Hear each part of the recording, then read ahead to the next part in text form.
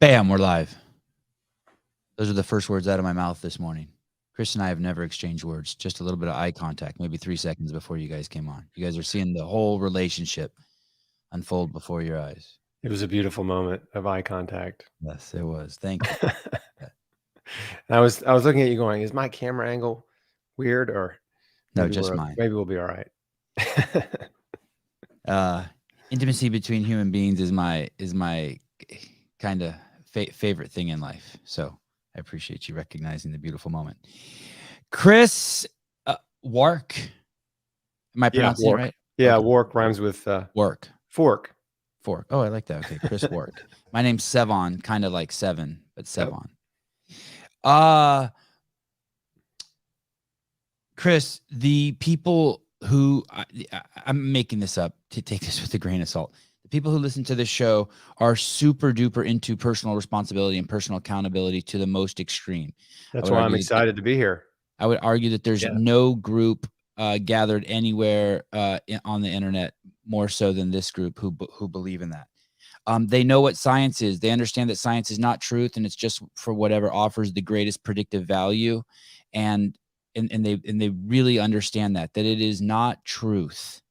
It's just a guiding light. It just offers predictive value.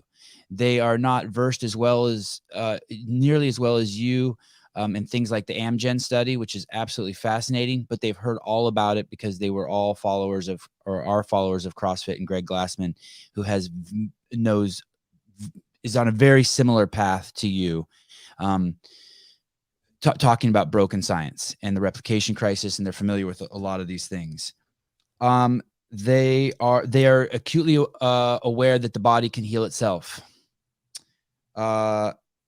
They are open to experimentation on themselves. They recognize that they are their own personal doctors and that they are lab rats and they should experiment on themselves. They are God fearing. Is it fearing folk? Even though I don't believe in God, I think these guys all follow me because they're waiting for Jesus to save me. And then that they watch the show and they like the openness I have towards God. And finally, I would guess that they're almost all, they really believe in the carnivore diet. They've been on the show and they've watched me eat a pound of raw meat. They watch me eat raw meat on my Instagram. They've seen me really kind of lean that way. Had Paul Saladino on several times. We had the Liver King on, which I would say is the best interview he's ever done, and many people agree with that. And so we've really gone down that path. That being said, I think this group would experiment with a 1-week vegetable diet, some of the ones that you're espousing. And then if your book is absolutely remarkable, Chris beat cancer, no S, Chris beat cancer. And they're so open to that. And so here we are. Guys, I'm going to ask Chris a series of questions so you get to know him now. But I wanted Chris to know that he's home.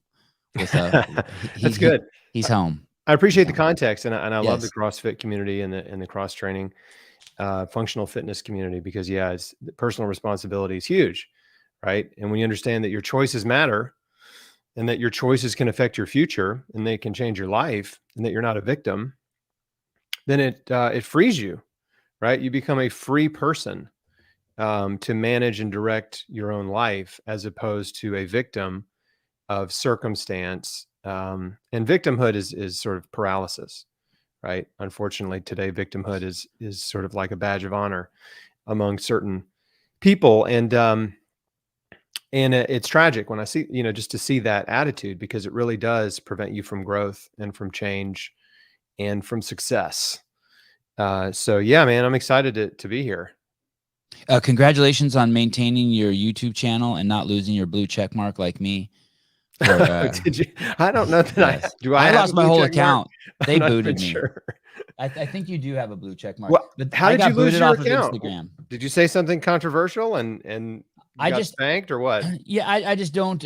I have from day one when the original study started coming out from China that 65% of all, 95% of all the people dying in China from COVID were 65 or older or 30-year smokers. Right. And the second largest cohort was their wives. I knew right away that I hadn't seen anything yet. Yeah, smokers die. Like, you've told me nothing about COVID. Of course, people over 65 who've been smoking for 30 years die. And then when they started saying it hurts old people more than young people, I said age is just a correlate. Now, of course, maybe your immune system and your NK cells and whatnot wane as you get older, but there's no proof of that. And I've had many scientists on here who espouse, who agree with me on everything. And they say, yeah, it's dangerous for old people. And I go, has there been a study on that? And they're like, no. So, and I think this group gets that. They don't want to play. They don't want to play the victim. And because I say that kind of stuff on my Instagram account, I don't think you could administer 650 million injections, even if it was just saline, and not kill someone. There'll be some sort of accident that will kill someone. And because of that, I can't save people. I can't save 100 million people over the age of 82 who are 30 years complicit in their demise and kill one child. I'd rather save that one child. And because I say shit like that, they tossed me. Yeah, it's controversial. And by the way, I said many things. It's weird because to me, it's not controversial. It just shows my love for kids. Yeah. No, it's not controversial to me either, but I'm saying I'm acknowledging the controversy that people would be horrified by, common sense and logic. But yeah, at the end of the day, we saw those early studies coming out. We saw who was at risk, and it wasn't the average person. It were people that were extremely unwell. Well, it's the average. Unfortunately, it is the average person. Well, but go on. Yeah. Touche. But I know what you mean. You mean. It's not the healthy person. That's right. Yeah. Young people and healthy people who take care of themselves. You have resilience when you take care of yourself against chronic disease and infectious disease. And there's a cascading effect that happens when you go for years and years and years of not taking care of yourself and you develop chronic disease. And what always comes as chronic disease is inflammation and immunosuppression. And those two factors are absolutely key to cancer progression and also to chronic disease, infectious disease vulnerability. So the good news there, I'm not trying to blame anyone, but the good news is you can reverse chronic disease and strengthen your body against infectious disease just by changing your daily routine, by changing your daily choices. That was the big eye opener for me with cancer. I like the way you say, we always hear about inflammation, but you nailed it. Maybe we should, I'm going to start saying that more. Immunosuppression. Hey guys, if you eat that Snicker bar, I'm not going to say you're going to get inflammation. I'm going to say you're going to get immunosuppression. I like it because it hits home more, right? So what? I get a little inflammation. I'll walk it off. Immunosuppression, you do not want. It's basically walking around with your pants down. You're just so vulnerable. Well, if we're talking about, since we're on the controversial topics thread here, what most people don't know, most people know this. Number one cause of cancer. Can you guess it? It's an obvious. It's not a secret. It's smoking. Yes. Okay. Number one cause. Number two cause. Diet, nutrition. It's close. It's obesity. Obesity. Okay. Yeah. I'm going to give myself a point for that. Sorry. Yeah. We'll give you a point because that is related to your diet, right? Thank you. And being sedentary. So yes. Obesity is the second leading cause of cancer. This is not something I made up. It's well established, but it's not talked about because obesity has become a taboo topic. Being overweight or obese today is to be celebrated. And you can get on the cover of a Sports Illustrated swimsuit issue or whatever. And the truth is, when you're overweight or obese, it's a burden on the entire system. And those fat cells, those excess fat cells, are doing multiple things that are working against you. Number one is they release inflammatory molecules into your bloodstream. So that promotes chronic inflammation. Chronic inflammation promotes all kinds of systemic diseases. Number two, they produce excess hormones like estrogen. Estrogen fuels cancer growth. That's not good. And the third thing is, and this really blew my mind because this research is not very old. It's just a few years old, but a team of scientists were studying immune cells in an obese environment, what they discovered was that immune cells in an obese environment are themselves obese. So they realized that immune cells were absorbing the free-floating fatty acids and becoming bloated and slow and sluggish and ineffective. So if you think about your immune system as an army, right, that's supposed to fight off viruses, bacteria, pathogens, and cancer cells, well, what do you want? Do you want a young, healthy, strong army, or do you want an army that's obese? And so that's really the key to understanding why obesity not only suppresses your immune system and makes you vulnerable to cancer, because your immune cells are just not good at their job, right? Cancer cells are evading them. You're talking about NK cells, natural killer cells, and T cells, B cells, natural killer cells. Yeah. And no one talked about those as the first line of defense against the infection ever. You never heard about during the pandemic. No one ever talked, well, the so-called pandemic. No one ever talked about that.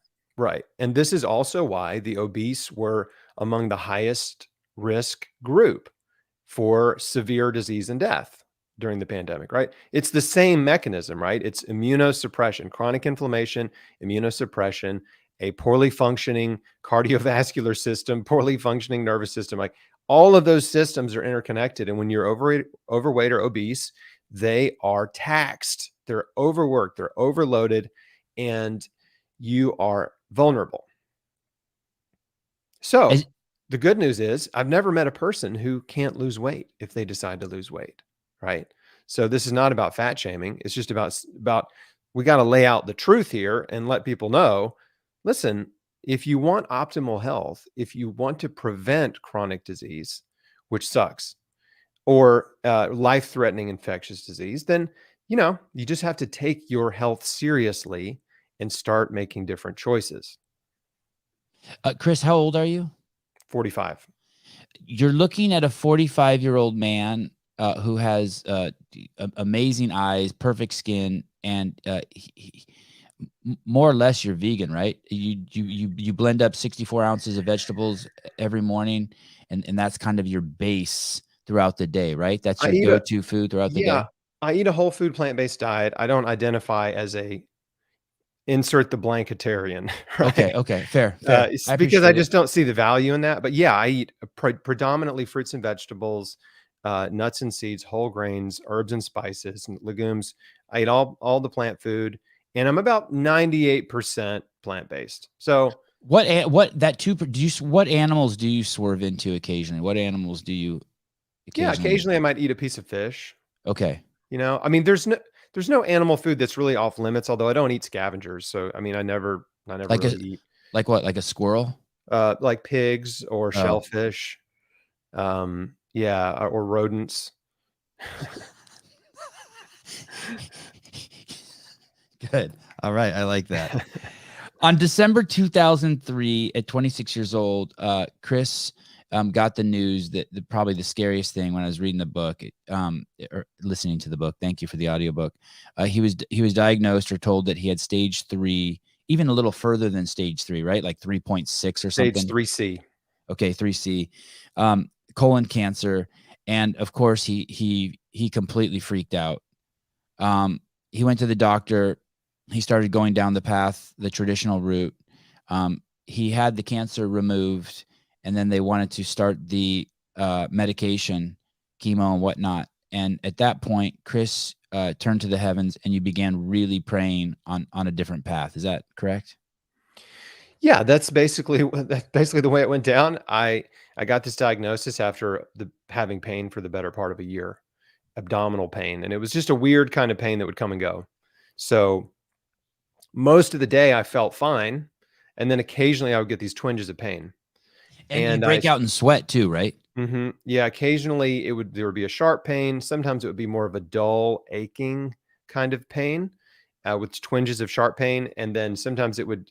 I don't know if it was fear or, it was an autonomic nervous response or whatever, but yeah, sometimes I'd kind of break out in a sweat. Yeah,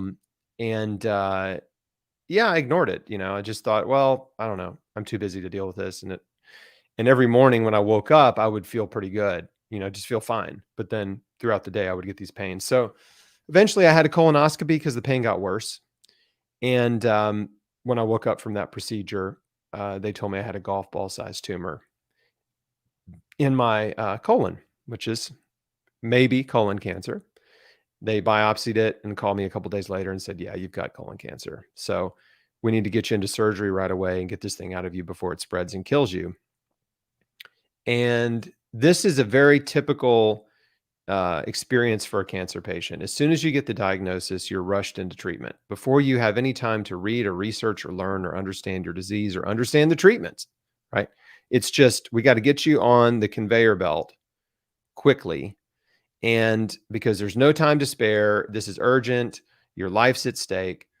And so patients just like me quickly agree, okay, just whatever you got to do, and we surrender our power really to the medical industry and to doctors and hope that they're going to save our lives.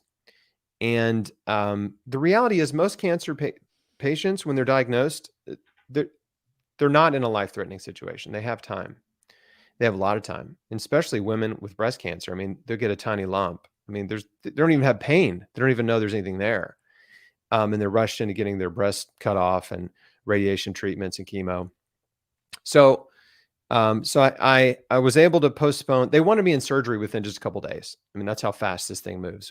Patients are put on radiation within a couple of days. Chemo starts within a couple of days of diagnosis. I mean, it's really pretty insane how fast the train moves.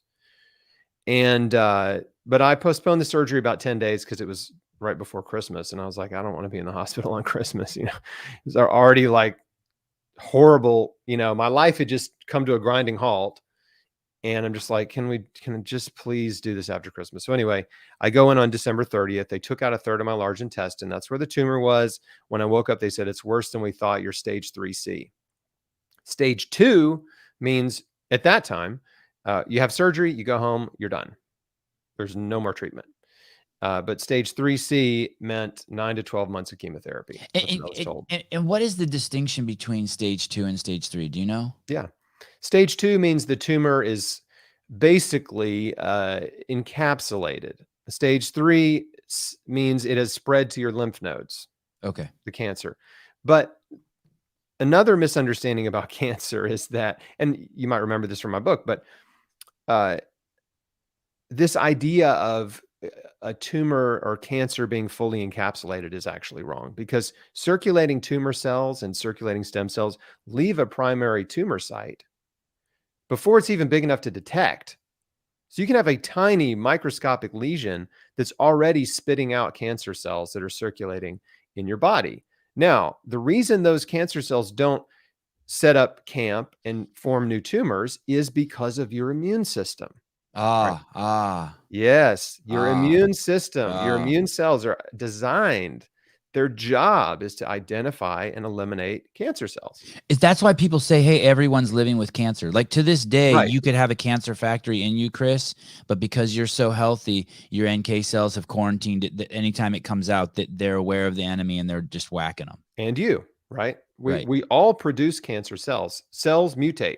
I appreciate that. And you. Not to scare you, but cells mutate all the time and for different reasons and become cancerous. And your immune system is designed to identify and eliminate them. So the real difference between a person with tumors and the person with no tumors is the strength of their immune system. And this is why immunotherapy is the next frontier of cancer drugs, because 100 years after William Coley, who's the father of immunotherapy, who discovered he was curing cancer patients by giving them fevers. So he was inducing fevers because he discovered that fevers ramped up the immune system, and then patients were getting well because their immune cells just attacked everything. Right. Hence the sweats. I actually thought that when you said you would break out in sweats, I said, oh, that's his immune system firing up. Yeah. And it could have been, for sure. Okay. For sure. So, but anyway, it's taken, again, 100 years plus for the medical industry to finally figure out, oh, we could monetize immunotherapies and we could harness the immune system to fight cancer, because ultimately that's what keeps you well, right? You can poison away cancer cells temporarily, right? You can burn them off, you can cut them off, but if your immune system is not strong, your body keeps making cancer, and you have to change the internal terrain, right? That's on you, right? And patients are not told this, but you have to change your internal terrain. You have to make it a place that is inhospitable to cancer, right? Where cancer cells cannot thrive. That means you got to deal with your inflammation problem and your immunosuppression problem and overdose on nutrition, which is what I did. Pump your body full of nutrients that it can use to repair, regenerate, detoxify, and heal, right? That's the ultimate goal, is healing. And by the way, there's a medical industry term called spontaneous remission. That's when the cancer goes away and they don't know why, right? And the word that we know is called healing. Right. It's called healing, but they don't want to call it healing. They call it spontaneous remission. And there's a huge project, the Spontaneous Remission Project. And then sort of an offshoot of that is the Radical Remission Project. My friend, Dr. Kelly Turner, wrote a book called Radical Remission, which is all about this. So back to my story, right? I had surgery. They told me I needed 9 to 12 months of chemotherapy. While I was in the hospital, they served me some horrific food, the first of which was a sloppy Joe. Right after my surgery, and it's like... So you had a third of your large intestine taken out and then they hand you a sloppy Joe. That's correct. Yeah, that's insanity. That's exactly what happened. Insanity.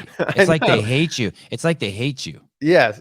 And the sloppy Joe, I know the sloppy, though, it isn't just junk food. I mean, it's like the worst cafeteria food possible, right? The only place you get sloppy Joes that I thought you would get a sloppy Joe would be like summer camp, right? Or the military or prison. Right. Prison sounds good. Yeah. This is prison food. Oh, surprise. Also, we're giving this same food to sick people in the hospital. So yeah, that was a bit of an eye opener. And then the day I was told I could go home, my surgeon came in to check on me, and I just happened to ask him, hey, is there any food I need to avoid? Because I knew they just cut out a third of my large intestine. Everything you eat's going through there, right? It's all going down the tube. And I didn't know if like hot sauce was going to, dissolve the stitches or something. Right. So, and his answer was, no, just don't lift anything heavier than a beer. It's amazing that he said that too, because in there's the implication or the insinuation that drinking a beer is okay. A, drinking a beer is okay. B, anything you eat is okay. Right. It's like, no, it doesn't matter what you eat, including drinking alcohol. Doesn't matter. And so that again was, to me, was like, this, I don't believe that. Right. At that time, I wasn't a healthy guy. I was super busy. I was living on fast food, junk food, processed food. What was your go-to fast food? Oh man. I mean, every day it was different. I was a junk food connoisseur. I mean, it was Wendy's, Burger King, KFC, Taco Bell. Okay. I mean, just go through the drive-through and get, okay. Yeah. Cause I was a Diet Coke. Never diet stuff, because I was always thin. So I was, no, give me the Dr. Pepper or Coke or whatever. Supersized it always. And I was just a young entrepreneur. I was in real estate and I was building a business, and I was just going 90 miles an hour and just eating on the run. What city? And that didn't help. Memphis. Yeah. I wasn't really exercising. I wasn't exercising. And I was actually really excited about my life. Things were going great, but anyway, I got sick. So I get home from the hospital, and I prayed about it. I'm a Christian. I was like, God, if there's another way besides chemotherapy, please show me, like help.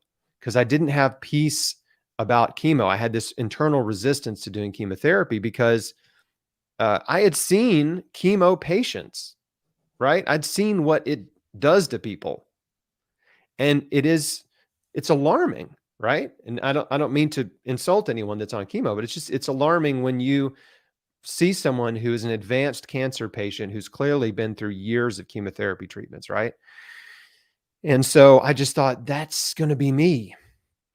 And it was terrifying. I was more concerned about that than I was about the cancer killing me. And let me just say, this was purely instinctual. I didn't have close personal experience with a friend or family member going through chemo. Right. I had just seen people like from afar, observed people from afar, like in my, people that went to church with me or whatever. So yeah, I prayed about it, and it's just like, if there's another way, just show me, please show me. And 2 days later, I got a book that was sent to me from a friend of my dad's who lived in Alaska. Again, I'm in Memphis, Tennessee. Sends me this book, and it was written by a guy named George Malkmus. And George found out he had colon cancer back in the 1970s. And his mother had gone through cancer treatment and died. And he just decided, he didn't want to do chemo because he just felt like it was going to kill him and not work. And he happened to have a health nut buddy who said, you need to get on a raw food diet and start juicing. That's what you need to do. You need to go back to the Garden of Eden and just eat fruits and vegetables, organic fruits and vegetables, raw, and get a juicer and start juicing carrots. So that's what he did. And a year later, no tumor, didn't have surgery, didn't have chemo, didn't have radiation. His body healed. And so as I'm reading his story, I was like, this is amazing. And sometimes it just takes one person's story to change your life, right? To completely change the course of your life. Is this the guy, the Hallelujah Diet? Yeah. George Malkmus, the Hallelujah Diet. The book that I read was a different book it's called God's Way to Ultimate Health, but it's the same message. He's written, a few books. And it just so he knew his audience. What was this guy's name in Alaska? Al Strawn. He's just a business friend of my dad. Al. Well, he sounds like a lifesaver to me. Sounds Al like an was angel. a lifesaver. So right? Al knew your bent for Christianity and chose the right book for you. I guess he did. My dad was. I mean, he knew my dad was a believer, and yeah, we've never talked about that specifically, but he just made a bold move and sent me a controversial book, And but as I read it, I just realized, I mean, George made a really great case for nutrition and a great case for the reason that we have so many problems with chronic disease is because of our diet and lifestyle choices. And that made a lot of sense to me. And he also, spent a little time talking about the risks of chemotherapy and opened my eyes to some of those things. So, that was the first book that got me started on the journey. And then I just started devouring every book I could find on natural health and healing, alternative cancer therapies. And it was miraculous, really, because my mom had a ton of those books. She had amassed a library of books, and some of them are behind me, like The Grape Cure, Hulda Clark, The Cure for All Cancers, Cancer Battle Plan. Like she had just collected all these books for no reason. She never had cancer. She just is like, just liked to read health and wellness books. And so that was like a pretty amazing. She had the first book on rebound exercise by Al, oh gosh, why is his name? I'm blanking on his last name, but anyway, Al Carter. Anyway, so just things fell into place really quickly. And as soon as I started to go down that path, it's just like the whole thing illuminated, right?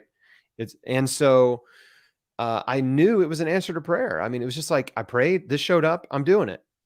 I didn't second guess it. It just felt so perfectly orchestrated. And I was excited about it. Like, it gave me my power back when I realized, wait a second, maybe the way I'm living is killing me. And if the way I'm living is killing me, then that means that I can change what I'm doing and possibly heal, right? If I'm contributing to my illness, maybe I can contribute to my wellness. And so that was the first time I'd really ever taken, well, there was a time in college when I was really hardcore about what I ate and was taking tons of bodybuilding supplements and crap like that, so this was kind of like that, except without, I wasn't bodybuilding. I was bodybuilding in a different way, right? Trying to rebuild. And so I went to Whole Foods, I loaded up the cart, all vegetables, and I've bought a juicer and got a 25-pound bag of carrots, organic juicing carrots. And then, I was on my way. And the thing is, you don't juice. Sorry, just to be clear, you don't juice now. Now you blend, right? Now you eat the whole, when you use the Vitamix? I do both. Yeah, absolutely. You do both. Okay. Yeah. Anyone can change their diet overnight. Anyone, any person can change their diet immediately. Almost any person can start exercising immediately. And those are the two most powerful things you can do for your health, is what you put in your mouth and moving your body. And there are other components to health and healing, which is the mental, emotional, and spiritual stuff. That takes time for sure. And I'd love to get into that, dealing with stress and forgiveness. But we're on the physical, topic at the moment. So I loaded up the cart. I went home and I was like, I'm doing this. I'm just going to eat raw fruits and vegetables. I'm going to stuff myself with broccoli, cauliflower, kale, cabbage, onions, mushrooms, peppers, berries, anything that came from the earth. I believe God made it for us and it's good. And I'm just going to overdose on this food and see what happens. And so this goes back to the N of one, experiment on yourself, see what happens. And I was excited to do it. And the first few days of doing that, I didn't feel good. I felt bad. And that's very typical when you eat a raw food diet. It's a very aggressive detoxification diet. And you start with withdrawals from the other food, do you think? Plus the withdrawals. Absolutely. You will withdraw from caffeine, of course, but also from a diet that's very high in protein and fat and sugar and salt. So like the typical American diet. And so when you stop eating those foods, your body's kind of like, what? like, what are you doing? Plus you're eating all that fiber, and you have, in the short term, your gut microbiome is oriented toward the foods that you typically eat. And so when you're eating a low fiber diet, you have very different bacterial population than when you eat a high fiber diet.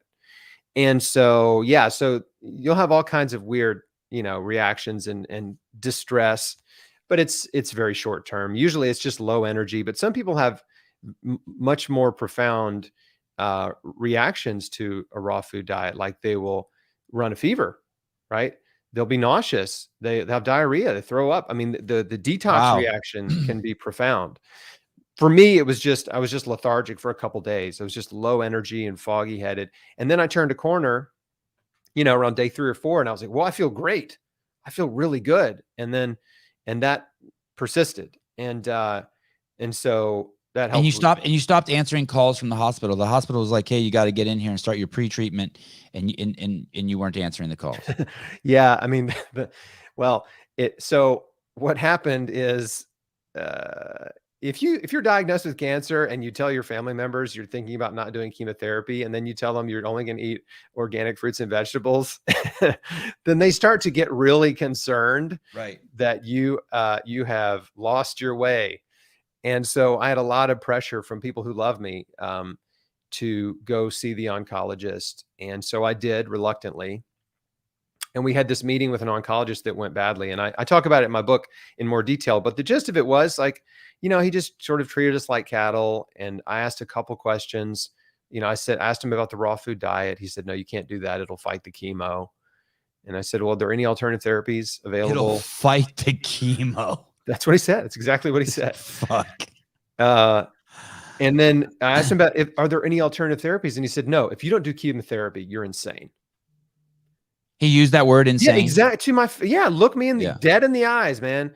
And then he just kept, then it was like something like a switch flipped, and he just started just talking and talking and talking. And he was just using every tactic he had in his arsenal to convince me to do chemo.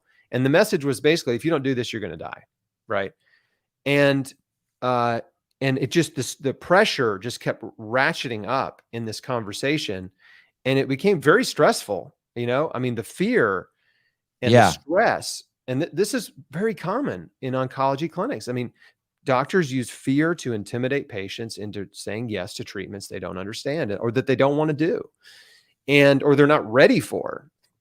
And so I basically said yes to treatment. I left that little cubicle and went to the front desk and made an appointment to get a port put in to start chemotherapy. And that was going to be in like 3 or 4 weeks. And then my wife and I walked out to her car and just sat in her car and just cried, man. I mean, it was just such a terrible experience. I mean, I went into that appointment feeling good. I'd been on the raw food diet for a week. I was feeling confident. I was optimistic. I was hopeful. And I just walked out of there just totally. Hey, was the pain subsiding, Chris? Yeah. It was. Okay. Yeah. I was recovering from surgery, so I still had a little bit of that, but generally I was feeling pretty good. This is only just a couple of weeks after the surgery, but I was recovering well. and I was off the pain meds. And so, yeah, I mean, it was just just a horrible day. And I felt so defeated and discouraged. And this is what cancer patients, this is what happens to them. They're just completely, this is how it goes. The patient goes to the doctor and they say, "Why did I get cancer?" And the doctor says, "Well, we don't know, we don't know why you got cancer, but it may be hereditary, maybe genetic, or, it may just be bad luck." And what that does, that messaging, which is so common, basically they're telling the patient you're a powerless victim of disease. There's nothing you did that contributed to your disease. Therefore, there's nothing you can do to help yourself other than show up for treatment. You can do that, and you must do that. It makes me so angry, as angry as I can get. Yeah, and you should be, right? When I hear that, it's infuriating. And you know what I call that, Chris? I've said this on the show many times. I think the most vile thing you can do as a human being, besides hurt them physically, is to argue someone else's limitations for them. We should never we should never argue our own limitations. It's pretty bad.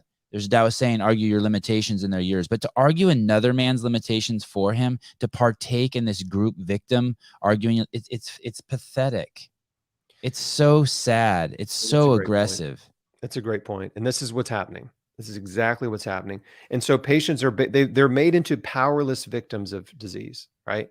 You're a powerless victim. And not only that, there's this coddling that starts, right? "Oh, we're so sorry that you have cancer. We know this is so hard for you. No, you don't need to change your diet. You just go home and you just eat your favorite foods and you just be comfortable. And don't worry, we have really comfy chairs for your chemo. And they're recliners. They're like lazy boys. And we have blankets and we'll bring you little goodies and snacks and Diet Cokes and Snickers bars while you're getting your chemo." I mean, it is gross. I know you're not joking too. I had a friend who went to a dialysis center and he said a third of the people in there were sipping big gulps. Yeah. Right. I'm like, what? Yeah. Yeah. So that's exactly how it goes. I mean, I'm just telling you, people in your community who have seen their relatives go through it, please feel free to comment because they'll back me up on this. And so I call them docents of death, by the way. It's unfair. And I know you give doctors a lot of credit for trauma injury and they're marvelous for that. But the ones who are just walking you to your grave, they're just docents of death. Oh, you're sick? Here, we'll walk you to your grave. Trauma care has never been better, right? If you're shot, stabbed, car wreck, whatever, like doctors can save your life. It's absolutely miraculous, like what we have developed with medical technology. But in terms of chronic disease, I mean, doctors are trained to prescribe drugs for chronic disease. The drugs don't cure people. They just manage the symptoms. Your community knows this. I'm not the first person to talk about it, I'm sure. They just manage the symptoms and they just keep you vertically ill, right? Horizontally ill is the problem, right? But vertically ill, you just got to be able to get out of bed. And if we can give you X, Y, and Z drugs so you can get out of bed and function and you become a customer for life, that is the end goal of pharmaceutical companies. They just want lifetime customers, right? It's not a prison system. It's the prison system. Once you're in, you're in and out, in and out. Yeah. And doctors benefit too, because once they put you on even one pharmaceutical, then you have to come back for checkups, right? You have to come back. If a doctor helps you completely heal and reverse your disease, you don't have to go back, right? So I love doctors. I mean, I have so many dear friends that are doctors. I've interviewed tons of doctors that are amazing. So I don't want anybody to think I'm anti-doctor. I think they're great, but it's the med school curriculum and the industry, which really the whole thing is set up to serve the pharmaceutical companies and the medical device companies. It's all designed to funnel as much money as possible up to those giant corporations. And they really don't, the oxymoron of healthcare. They don't care about your health. They don't. They really don't. They care about treating your disease and making as much money possible treating that disease. And you look at the amount of money that pharmaceutical companies spend on advertising, and it's way more than they spend on R&D, way more. And they spend more on lobbying and advertising on television and advertising to doctors, which a lot of people don't realize. Pharmaceutical companies spend more money advertising to doctors, marketing to doctors, than they do on TV ads. And the TV ads are everywhere.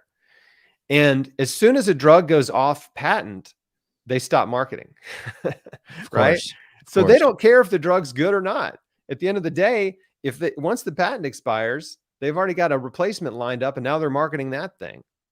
Even if the new drug is maybe not as good as the one that's off patent. Doesn't matter, right? It's like, where's the money? So there's this mythology that was created by the pharmaceutical industry. It's called science-based medicine. It's mythology, evidence-based medicine. It's mythology because they're not really looking at all of science, and they're not looking at all of the evidence. They're only interested in science and evidence that will lead to a highly profitable, patentable drug compound. So diet and lifestyle medicine, they don't look at that at all. They don't care about that, right? They don't care about food or fitness, right? Or stress reduction, the things that you cannot really monetize to help a person restore their health. And that's why our healthcare system's broken. That's the crazy business model of CrossFit too. I had the CEO on here the other day. Obviously, I worked there for 15 years at the highest level, but it's a trip because it's very difficult to monetize personal responsibility and personal accountability and the truth. It's very difficult to monetize truth, but it can be. But if you're a Stanford MBA, they're not going to teach you how to do it there. It's the exact opposite. They're just selling M&Ms and widgets and tennis shoes. Yes. And you certainly can make a living as a doctor who is practicing lifestyle medicine, right? Absolutely. And there's a lot of doctors doing it, and there's a shift, you know. And look at you. You're doing you're making a living with your passion. Yes. Telling your story. Yeah. And that was a surprise. I mean, it's as much of a surprise to me as anyone. I mean, I started. Thank God you did it. Thank God you did it. Well, thank you. I appreciate that. I mean, you know, spoiler, I didn't die. I found a naturopathic doctor. I found an integrated. 18 years now, right? Sorry, 19 years. Okay. 19 in December. Okay. But I found, you know, and I really do hope people will read my book. If you buy my book on Amazon, I make $3. Okay. Right. You can buy it used and I make no dollars. That's okay too. But I really hope you'll read my book because there's so much. There's several chapters in the book that are an expose on the pharmaceutical and cancer industry. And then of course I tell my story and everything I did. And there's hundreds and hundreds of scientific references, you know, to help you understand how nutrition enables your body to fight cancer and to heal. But you'd be crazy, first of all, not to try, in my opinion, someone like me who just lives off of meat. People are making fun of me, Sevan Sold. I will 100% immediately, probably in the next 48 hours, go on a raw vegetable diet for 7 days. Absolutely. I think that's great. Absolutely. This book affected me.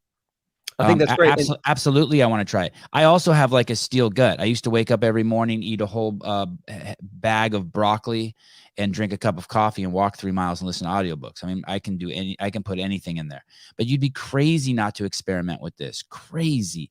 Paul Saldino was on here, Chris, and he's like, and I love Paul. Do you know who that is? The carnivore MD? Okay. And Paul was like, hey, but it gives you gas. And my thing is like, well, first of all, it doesn't give me gas, but I have no problem with gas. I don't either. I'm like, I don't care. I like a good fart now and again. What are you talking about? Who cares? Yeah. I mean, did you ever experiment with raw meat? Have you seen any studies on raw meat? I haven't, as opposed to cooked meat. Is there anything about you that goes, oh shit, maybe raw meat's okay? Years ago, I came across this guy named Aajonus Vonderplanitz. Do you know who that is? No, but it's an incredible name. Yeah. He wrote a book. I saw him speak at a cancer conference, and he had claimed that he had healed his cancer with raw meat, with the primal diet. And he wrote this book called We Want to Live, which is a pretty crazy book. And I read it. Liver King stuff, like organs and the whole animal. And he was, he influenced a lot of people. And but he died mysteriously, and he was like 60 years old. So, I think he lost some credibility with me when he died so young, which was not that long ago. And he was big into raw milk, and in California, he was involved with the Rawsome raw milk, dairy farm and all kinds of stuff. Look how expensive his book is. $1,200 for the hardcover. Oh my gosh. Oh no, I think I threw it away. Are you serious? I think I threw this book away. I'm not kidding. Oh, dang. Anyway, point is, yeah, that was the only guy that I really had ever heard of that claimed to heal with the raw food diet. And I get it. Maybe it's possible with the raw meat diet. Maybe it's possible. But what I found was over and over and over, the people who were healing advanced cancers, terminal cancers, they were doing it with a plant-based diet, and it was predominantly raw. And juicing was almost always a part of their dietary protocol, like over and over and over. And so to me, it's not fruit though, right? Not juicing fruit. Yeah, minimal fruit. It was, mainly juicing vegetables. I mean, like for example, like you could do beets, carrot, celery, cucumber. You could throw a green apple in there and a lemon in there. It's all right. It gives a little flavor. And there's certainly anti-cancer nutrients in apples and lemons, especially lemons. But generally, I just kept seeing over and over and over in the books I was reading and the testimonials I was finding that they were all following the same path. And so it was kind of like, well, look, if healing cancer is like climbing Mount Everest, right? I want to take the path that everybody is taken to get to the top, right? I don't want to experiment so much that I have no, it's already experimental enough not doing chemotherapy and taking a holistic nutritional approach, but I do want to follow some examples. So that was my thinking. And it still is today. Like after 18 years, I mean, I've lost count of the number of people I've met who've healed. I've interviewed a bunch on chrisbeatcancer.com on the podcast and YouTube and stuff.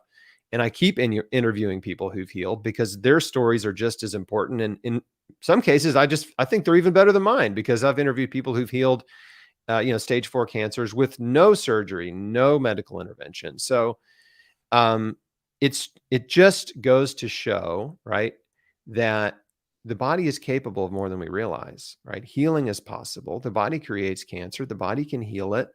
And if you want to be successful in life, in any endeavor, you need to study and learn from successful people, right? Like if I wanted to get to the CrossFit Games, I'm going to Mayhem, right? Right. Like I'm gonna be like, Rich, help me. Yeah. What do I need to do? I'm not going to just try to make up my own routine, right? And so this actually is full circle here on this idea of cancer patients being unlucky, and people have called me, well, he's just lucky, right? He's just one of the lucky ones, which is pretty insane if you think about it, because there's nothing scientific about luck. Well, it's misleading too. At most, they should say, "I don't understand it." Sure, great. That would be the fair thing to say. Yeah. I don't understand it. I get it. But unlucky is basically what you're doing is dismissive. Well, it's dismissive, and it's a subtle form of ad hominem. They're drawing you into the argument and staying focused on the subject, which is diet, right, and nutrition. Right. And so it's a very subtle way of attacking you. It's wrong. It ends the conversation. Yeah. And it's basically a person saying like, I'm not interested in learning any more about nutrition for cancer. I'm not interested in that. You're just lucky.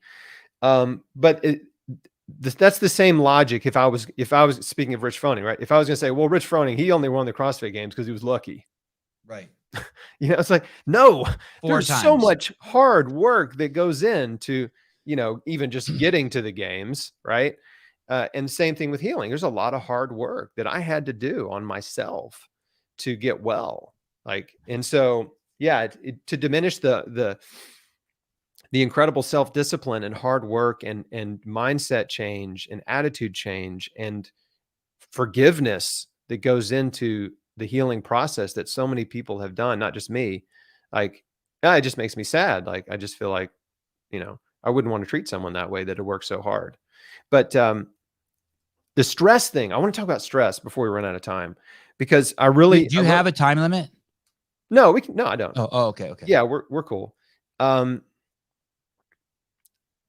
believe that stress is the root cause of most chronic disease. Wow. And I'm going to lay this out. And this is pretty cool because this is coming from the food guy. Yeah. So take this. This part's going to be serious. Okay, let's go. Okay. So what is stress? Okay. There's good stress and bad stress. We're just talking about bad stress, which is distress. Stress is negative emotion, right? Negative thoughts produce negative emotions, right? Okay. So what are negative emotions? All this is under the distress umbrella. So negative thoughts is going to be anger, bitterness, resentment, right? That's toward people in your past. It's jealousy, envy, insecurity. These are thoughts and emotions in your present. And it's fear, worry, and anxiety. Those are future-based. And so many people are just bouncing back and forth from worry about the future to insecurity about their present, or jealousy of somebody on Facebook, to bitterness and resentment towards people who've hurt them in the past, right? They're just bouncing back and forth between past, present, and future, and they're all negative thoughts and emotions. And when you're in a state of bitterness or anger or envy, your body responds, right? Like that thought and that emotion, it's not just in your skull. Your body responds to stress by producing cortisol and adrenaline. Those are your stress hormones. And those hormones are really helpful if you are, let's say, in a CrossFit competition and you're trying to win, right? Or you're trying to escape a tiger or a bear. Those are really helpful if you're trying to fight off someone who's trying to kill you. But it's this low grade, day in, day out grinding stress, which they call of the boogeyman too. 99%. The CrossFit games at the starting line and a bear are real. This other shit's the fucking boogeyman. The guy under your bed. He's not even real. That's right. That's fear, anxiety, and worries most of the time are about something that you imagine, right? Like there's a great quote, worry is a misuse of the imagination. Oh, I love it. Right? It's a misuse of the imagination. And so, so many of us have these bad thought habits, right? These are bad habits where we're worrying, right? Or we're letting feelings of envy and jealousy and insecurity consume us, or we're ruminating on the past and people who've hurt us. Okay. So when you're doing that, your body's responding with adrenaline and cortisol, and those hormones suppress your immune system and they promote inflammation. Whoa. Didn't we talk about this at the beginning of the interview? They set you up to be in the same physical condition that promotes chronic disease and cancer. Okay. But it's not just a week of stress, right? This is something that persists usually for many years, many, many years. And how do we cope with stress? Well, usually sociopaths just live forever. That's right. Yeah. They don't care. They don't give a shit. Yeah. They don't care about anything but themselves. But I bet you there's some truth to that. Unfortunately, Chris, I bet you there's some. Yeah. I'm with you. I get it. I see where you're going. But here's the thing, like, how do we cope with stress, right? Because we are going to self-medicate if we're in stress. Right.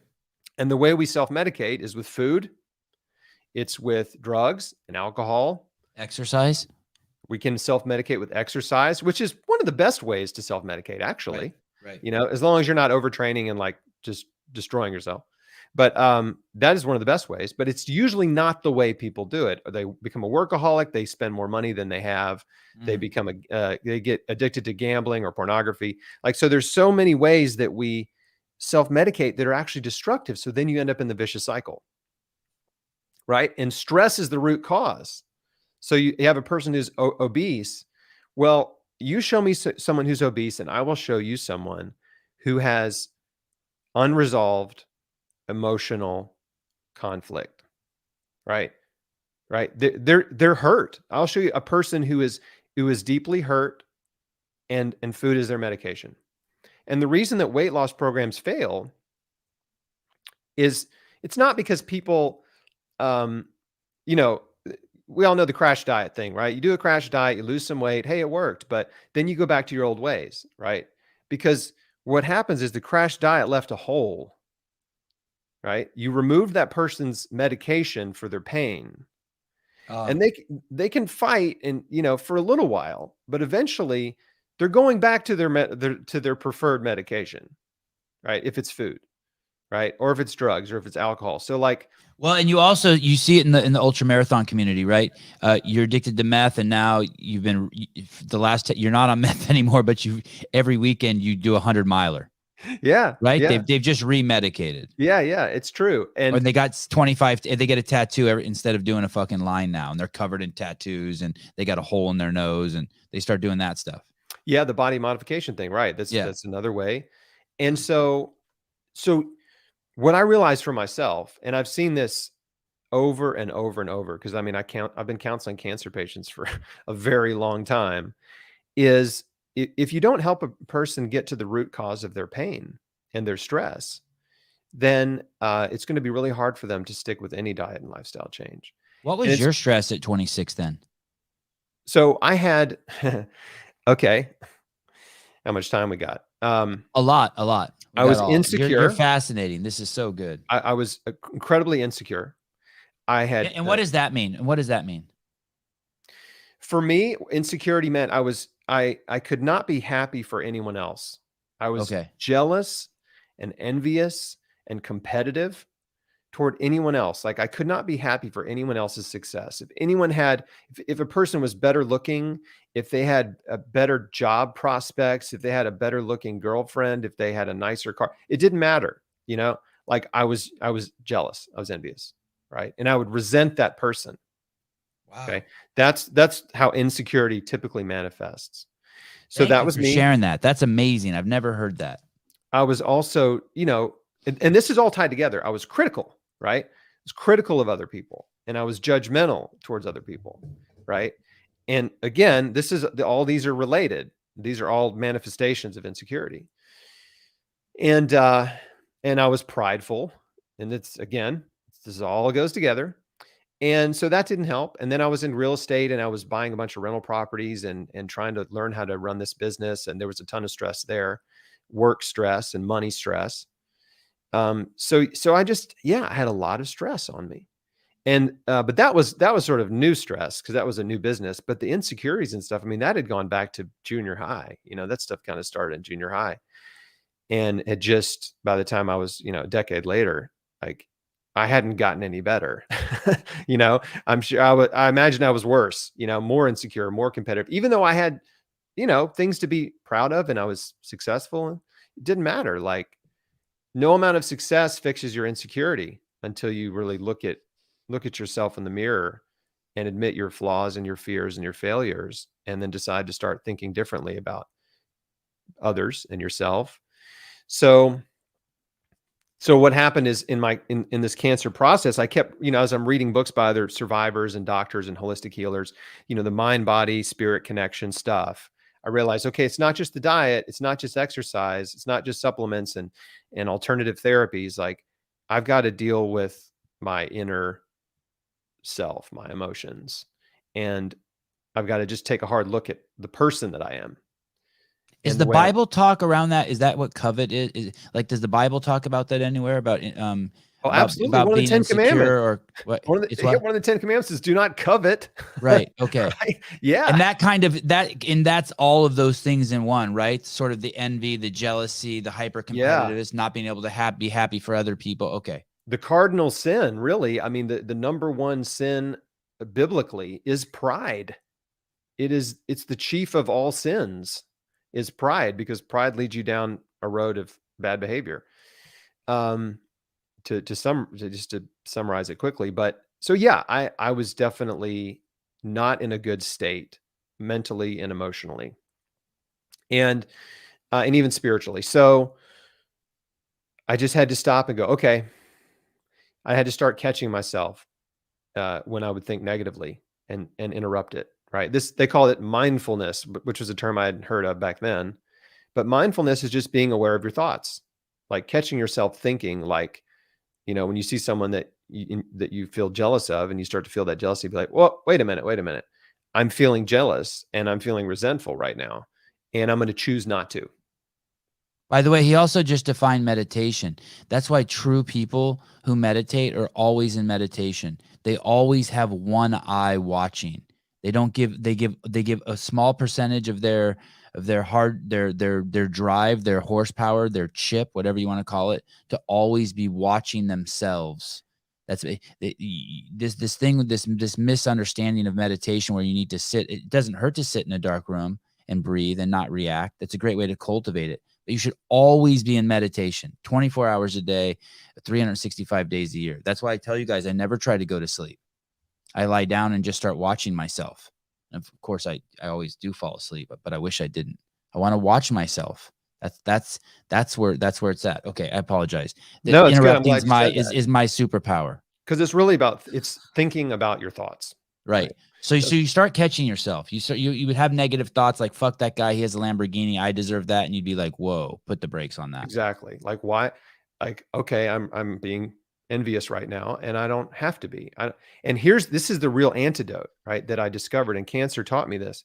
The antidote to unhappiness, to negativity, jealousy, envy, resentment is gratitude. So I realized in the most difficult season of my life, when I had every reason to be pissed off, right? And by the way, I was envious and jealous of anybody walking around who didn't have cancer. Wow. You know, right? Like, I mean, fuck literally, you. Why do I have it? I don't deserve it. Exactly. You should have it. For 100%. I'm like, there's child molesters walking around. Why do I have the cancer? Yeah. Yeah. Yep. And so, yeah, I mean, I had a lot of those angry, kind of resentful and bitter feelings just about my own situation. I was feeling sorry for myself. So I had to get a handle on that real quick, because I just realized I can't keep going down this road. Cancer is either going to change you for the better or for the worse. This is what happens. You either become more grateful, more thankful, more joyful, right? More appreciative of life and the good things in your life, or you become more angry and negative and cynical and bitter and unhappy. Like, this is what happens. This is what cancer does to people. And a lot of circumstances, right? Hardships, right? Not just cancer. It's the same. You have to choose. What is this going to do to me? Right? Is this going to make me worse or better? And I talk about in one of my books that cancer is going to change you whether you like it or not. So you might as well decide that to let it change you for the better. Don't you need the shit scared out of you in the same way that the doctors use?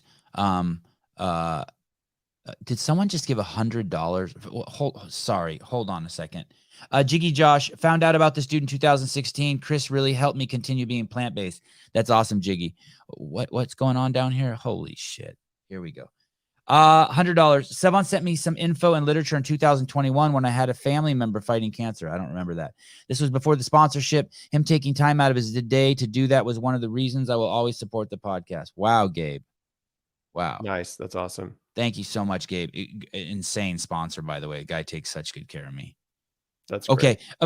You were saying that doctors use fear to sell medicine, and kudos to them for doing that, because literally you had to be so scared to open up to make these huge changes. Not in the probably hardest things anyone could ever change: their emotional relationship with the universe and their nutritional relationship. That's right. And I always say, man, the fear of death is huge. Yeah, it's a big motivator. Sometimes I get scared. Sometimes I get worried that I think that there might not be any other way to change. I get nervous for people. You know, I hope that there's only two ways you learn. You learn from your mistakes, or you learn from other people's mistakes. Right. And, the reason I do everything I do, right? Everything that I say is to one end, right? And that's hopefully that people will learn from my experience and my mistakes and my successes, right? And it doesn't have to be as hard for them, or they can beat cancer by never getting it, right? They can avoid it with their choices today, right? Because an ounce of prevention is worth a pound of cure, as Ben Franklin says. So back on the stress thing, because I want to make sure I close this. So I realized, okay, I've got to start practicing gratitude. So anytime I would start to feel negative or fearful about cancer, because guess what? I didn't have much anxiety or fear. And then I got the cancer diagnosis. Now I got a whole nother level of fear in my life. And every day that fear is creeping in. It's trying to take control of my mind and my heart. you know, you can get busy working and forget you have cancer, right? But then you remember, right? Something reminds you that you have cancer, and it's like, oh my gosh, I have cancer, you know? And so there's the wave of fear. And so in any of those moments, I would just stop and I would say, okay, God, I'm giving you my fear. I trust you, right? I'm not going to be afraid. I trust you. This is just my simple act of faith. I'm going to trust you to provide for me and supply all my needs and lead me in the direction that I need to go. And then I would also practice gratitude, which goes like this. Okay, I've got a lot to be unhappy about, but let me just take stock of what I have to be happy about. What's good in my life? I have a wife who loves me. I have a roof over my head. I have food. I can see. I can hear. I'm physically able to work. I've got a child on the way. We got pregnant right after my diagnosis. Crazy. I have enough money to pay my next set of bills. I have parents who love me. And I can do this all day, right? I can go on and on and on. And as soon as I start just taking stock of the good things in my life, then my attitude changes, and you know, the negativity evaporates. Is that a fake it till you make it? I don't think so. No, I don't. I just think it's a mental discipline, right? But I mean, you have to. Okay. Right. You just have to literally stop and start counting your blessings, right? You just start taking inventory. What's good in my life? And I promise you don't have to fake it. If you just start really thinking about what is good, what do I have that's good, and really dig in, you realize, man, my life is really good. Yeah, there's some bad stuff, but I've got so much to be thankful for. And so I would just continually take my focus off the negative stuff and to the positive stuff. And this is huge. It is incredibly powerful, but you have to do it. Like, you just have to mentally stop and do it. So I started retraining my brain to focus on positive and not the negative, to catch myself thinking negatively and break those bad habits.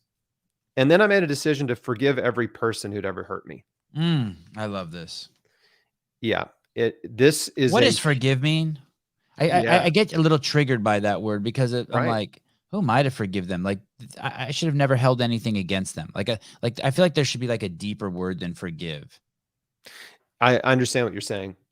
You know, it's just human nature. When people hurt us, we hold on to bitterness and resentment. When they betray our trust, when they hurt our feelings, when they abuse us, when they lie, cheat, steal, right? When they're rude, when people hurt us, hurt our feelings, we tend to hold on to that resentment. And because I think we're wired for justice, right?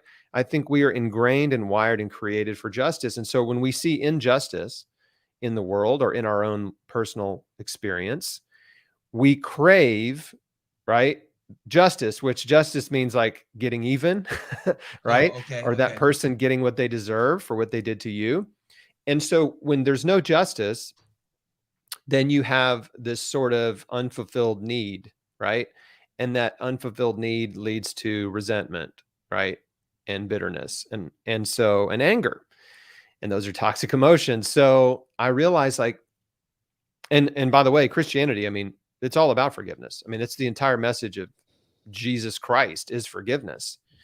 Over and over and over. It's all he talks about. And one of the last things he says on the cross is, Father, forgive them, for they know not what they do. Like, he's forgiving the people who put him on the cross while he's suffering. Like, it's so huge. And what a great line to say. Yeah, right. I mean, and he did that to show us, right? It's like, if I can forgive from a cross while I'm being crucified, executed, you can forgive anyone who's hurt you, right? If I can do it from this position, you can do it. And so that was a challenge to me. So, and I'd also kept, as I was reading and learning from cancer survivors and holistic doctors, I mean, they're saying, listen, bitterness and envy and resentment and anger, I mean, these are root causes of cancer. You have to forgive. So I was like, okay, I'm going to do it. And so the way you do it is pretty simple. You just have to sit down, like in a meditative or a prayerful state, and start thinking through your life. And you have to, Open up the filing cabinet in your mind where you've stored all the painful memories, right? They're in a special Boy, locked. that sounds fun, Chris. Yeah. Oh, it's real fun. Yeah, it's real fun. But you have to revisit the painful memories, right? And chronological is a good way to do it. You just think back as far as you can remember, like first grade on the playground when some, kid spit on you or threw a rock at you or something, right? And if you remember it, then there's a chance that it's probably still causing you a tiny little bit of distress. And here's the thing that's so crazy about stress. You've got your conscious mind and your subconscious mind, right? So your conscious mind is like what's on the computer screen right now, what you're looking at, what you're focused on, that's your conscious mind. But your subconscious mind is like all the programs running in the background, right? The spyware. And your conscious mind, this is what's so wild. Your conscious mind is aware of all of your problems, all of your worries, your concerns, your resentments all the time. Your conscious mind is aware of them all the time. So we can your subconscious is aware all the time. So we can distract our conscious mind, and that's what we do, right? We want to distract ourselves because we don't want to think about the stuff that's eating us alive. And so when you make a decision to revisit painful memories and forgive, then you're just basically clearing those things out and you're relieving that pressure. This is why people have panic attacks, right? Because they have so much unresolved stuff in their mind, right? The fears, they get the spin wheel. They got the spin wheel going. Yeah, they've got the fears and anxiety and the worries. They've got the insecurities and the jealousy, and then they've got the anger and the bitterness and the resentments. It's all piled up, right? All of these problems that seem isolated, right? Because I got a problem with this person over here and a problem with that person over there, but the reality is, there's one thing all those problems have in common. They're all your problems. Yeah. Right. Yeah. So they're all on your shoulders, right? They're all in. I like to use this analogy. It's like a backpack full of bricks, right? That guy may be an asshole, but the fact that you think he's an asshole is your problem. And he may be one. Right. But it is still, but it is still your problem. If you make that judgment, now it's your problem. Now you got that thought is now yours. Right. So what I did was I would think of an incident, and I would just say, okay, God, you know what this person did. You know how I feel about it. And I'm still upset. I'm still angry. It still hurts. Like I still resent them for that. But I'm choosing to forgive them and I'm letting it go. Right. I'm giving it to you. This is the forgiveness prayer, right? I'm giving it to you. They're all yours. Right? You can deal with them. I'm releasing my desire for justice. Right. I'm just letting them go. And so one by one, I just did that with every person I could think of in my life. And you can't do it in one sitting. You just kind of keep doing it. And eventually you just do it until you run out of people. Yeah. Like, I'm just like, who do I need to forgive today? Like, I can't think of anybody. I think I've forgiven everybody, and then new people show up. Right. And cut you off in traffic. And then you got to be quick to forgive. And what about asking other people to forgive you? Absolutely. It's very, very therapeutic, very healing. So the cool thing about forgiveness and is then and you have to be prepared because they might be like, no. That's right. All right. So there's forgiveness happens in three ways. One is you forgive people that hurt you, and you don't ever have to see them again, and you don't have to tell them you forgave them. Right. This is just you and God, you and your heart. You just do it, and it's fine. But then there may be people that your conscience is telling you need to make right. You need to resolve a relationship. And so there are people that you may need, and this is like part of the, one of the reasons it's part of the 12-step program is because it really is so therapeutic and healing to make amends. So you go to the people that you've hurt and you say, you know what? I screwed up. I was wrong. I am so sorry. What can I do to make it right? And they may accept you and love you and hug you and you cry and hug and it's great. Or they may say, I hate you. I don't care. I never want to see you again. Either way, you've done the right thing, right? You've done the right thing. You've humbled yourself. You've asked for forgiveness. And then it's from there, it's up to them whether they choose to, but you've done your part. The most important thing is that you don't like get angry and then fight back if they're rude to you. Right. You just have to humbly and graciously say, I understand why you feel that way. I just wanted you to know, right? I just wanted you to hear from me that I really am sorry. And then just try to, end the conversation peacefully and not it turn into some other fight or something. Don't have an expectation. Yeah. And then the third way is, I think, as a believer, I think forgiveness, just asking for forgiveness from God, just forgive me for X, Y, and Z, for the things that maybe you didn't do it to a person or whatever, but things that are on your heart that are weighing you down, that you feel conviction, you feel guilt about, decisions you've made in the past, and even forgiving yourself for your own mistakes is really important too. Just saying, I forgive myself. I messed up. And, it's really freeing when you keep secrets, like if you have things that you're secretly ashamed of, and shame is another one of those really toxic emotions that I didn't even mention, guilt and shame, that's also rooted in your past.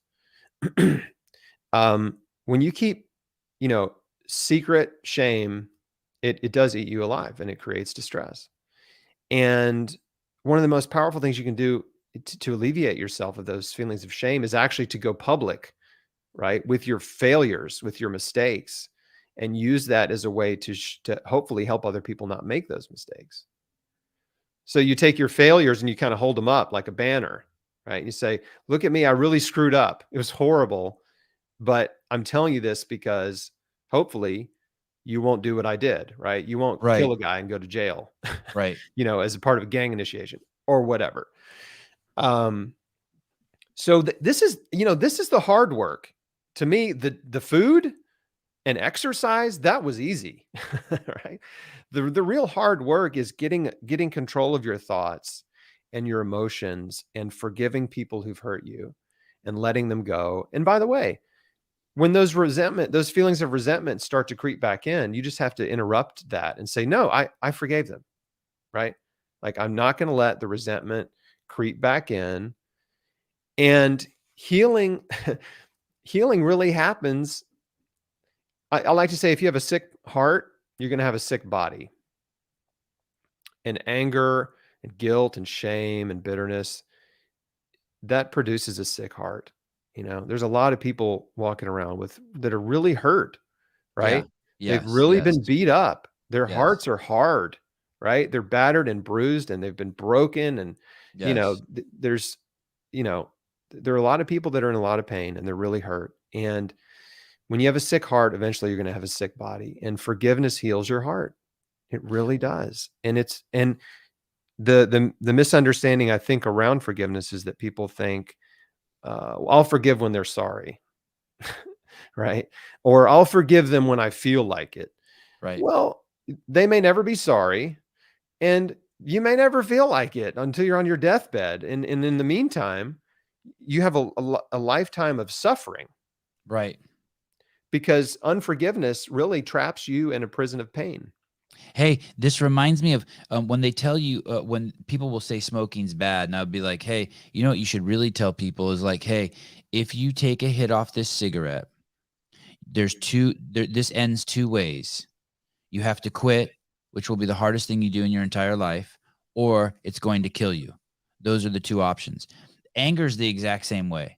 If you get angry at someone and you start feeding the resentment, this will end in two ways. You will either have to forgive them, or you will it will kill you. It will grow inside of you like a cancer, and it will kill you. And it's very interesting how many people argue with reality. So let's say you and I had this podcast scheduled, and last night you would have said to me at 9 o'clock, hey, I can't come on, I'm sorry, I canceled. And I started to get upset at you. Fuck, he canceled last minute. But then at 9:30 you wrote me back and be like, oh, I'm sorry, I looked at the calendar wrong, I can go on. I just wasted 30 minutes of my life being mad at you for something that wasn't even real yet. Right.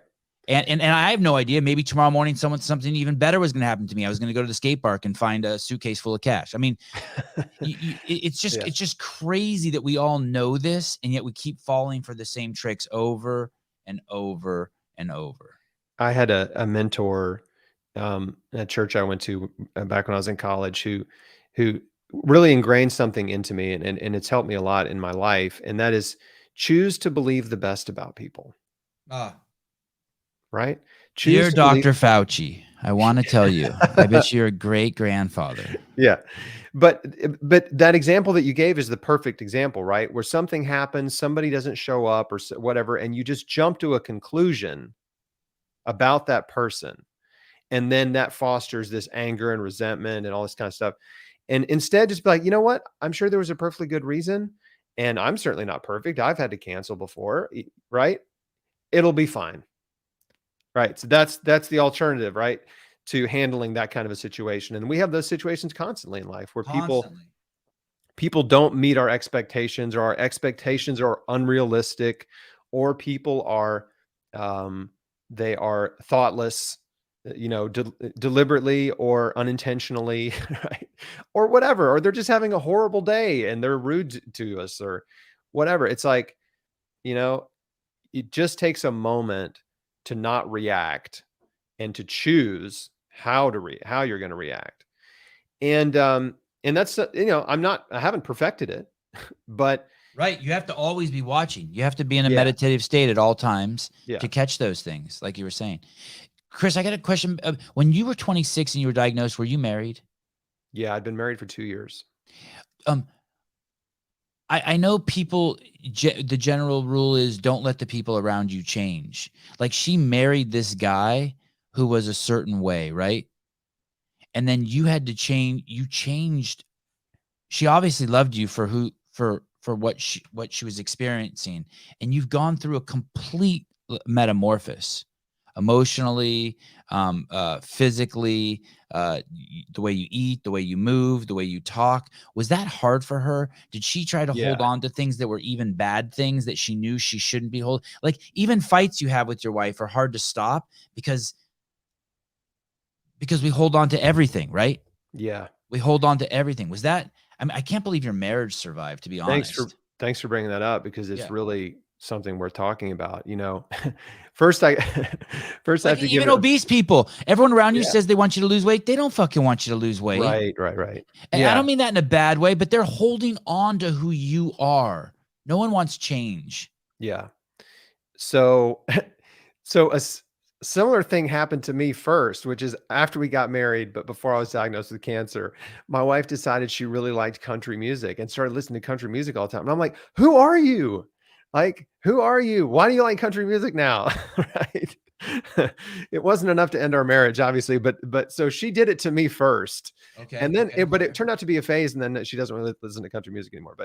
But no, when I changed my diet, I mean, I did become a bit of a crazy person, and I was still trying to, I wasn't emotionally mature, right? To manage our relationship in the right way. And so what happened was, I had that, what I call the just add water, instant expert mentality that we see with so many people nowadays, right? They learn one thing and now they're an expert, right? They read one book and now they're an expert, that kind of thing. And so I totally believed in the raw food diet and what I was doing, but I became an instant evangelist, right? And I was trying to drag my wife along with me, and she wasn't having it, and she dug her heels in, and she didn't understand it. And she was frustrated because she really thought I needed to do chemotherapy and thought I was making a huge mistake. So she was not happy about that. And at one point, it definitely came to a head at one point where I don't know even what I was saying, but she said to me, "I don't like the person you're becoming." And that was really hard. It was really hard to hear, because I was trying so hard to save my own life, and she didn't understand, but I also was not handling our relationship in the right way. I should have just been focused on me instead of just trying to drag her along. And, but I think that was probably a pivotal moment when I just realized, okay, I just need to let her be, and I just got to take care of myself. And this is the advice I give to patients now. I'm like, don't try to change your spouse. Don't try to change your family, your friend. Just focus on you, right? You need to get well. Eventually, if you get well, And when you get well, then people will come and ask, how'd you do it? Then you can evangelize, right? And so yeah, it was a pretty rough go there in the beginning, but you know what helped us is when she saw how, the doctors treated us, like that was an eye opener for her when she saw how callous and cold so many people, just some of the people in the medical industry were that we had interactions with, like that first oncologist. So, it was rough, but man, we got through it. We're still married. We have 2 beautiful girls now. And one of them is a senior in high school. Crazy. Which is insane because she was born the year out, the 12 months after I was diagnosed is when. Are you homeschooling or are they in school? They're in school. Yeah. I'm surprised you did that. Well, we actually love their school. It's a classical Christian school. So they teach them logic, reason, and rhetoric. Oh, all right. Yeah. Now I see why. Yeah. They teach them how to think. They teach them how to, they teach them rhetoric, which is persuasive speech. It's a pretty cool, the classical curriculum is pretty cool because like 9th through 12th grade, they have to give a dissertation to their class every year. And by the time they get to become a senior, the dissertation, I think, is 20 minutes long. And then they have to defend it. Wow. So they have to give it, pick a topic, give a speech, and then be challenged and defend their position. And so what state is this school in? This is in Memphis, Tennessee. It's called Westminster Academy. Wow. So it's pretty cool, but there's a larger association of schools that are called classical schools where they kind of are going back to this, Socratic Greek method of teaching and learning where, they're really focused on teaching kids how to think, right? Not just memorize this and spit it back out on the test, right? Like they're teaching them how to think creatively and solve problems and use their brains, so it's been a great experience. But point is, it's like I had, no children going into this. And then my wife did the most courageous thing of any person I know. I mean, I wanted to start a family because like when you get a cancer diagnosis, it's like, I've got a time limit on my life. I don't know how much time I have. And you know what cancer does is it just cuts this dividing line between everything that you thought mattered and everything that really matters. And what you realize is everything you thought mattered is like this much, and everything that really matters is like this much, right? It's like all I really care about, well, the old expression is the healthy person cares about everything. The sick person only cares about one thing. Right. I had a urinary tract infection once. I know exactly what you're talking about. Yeah. I rushed to the fucking hospital. I'm like, do anything. Yeah. Do anything. My priorities shifted, obviously. Have you ever had one of those? No. You don't want one of those. I agree. I don't. It's like peeing glass. It's like peeing broken glass. Yeah, I've never Thank you, doctor, that helped me. Because they help you so quick. They give you a shot and that shit goes away. But whoo. I would go to the hospital for that. No problem. Yeah. I had crabs too, but that was totally those I fucking someone else reminding you too. Thank you. That's nothing. Funny. That was nothing. Well, the thing. Do you think you had kids maybe to give yourself a reason to live? Like when I read that in the book that you had a daughter, I was like, oh shit, he's bringing a child into this world, so he has the ultimate reason to live. And maybe even if you didn't do it, it had to have had that net effect, right? Well, before I answer that, I got to finish singing my wife's praises because she made this courageous decision. I said, I think I want to start a family. And she said yes. Crazy, like she said yes to start a family, not knowing if I was going to be alive to help raise my daughter or raise the kid, whatever the kid was, like that to me. I mean, at the time, I didn't realize the gravity of it at the time like I do now. Because then she's not going to be with another guy either, really. Now, I mean, if you'd have died, you'd left a woman with a baby. In the short term, definitely. Yeah. And so she loved me that much. I mean, it was just incredibly sacrificial. Look, oh my gosh, that picture.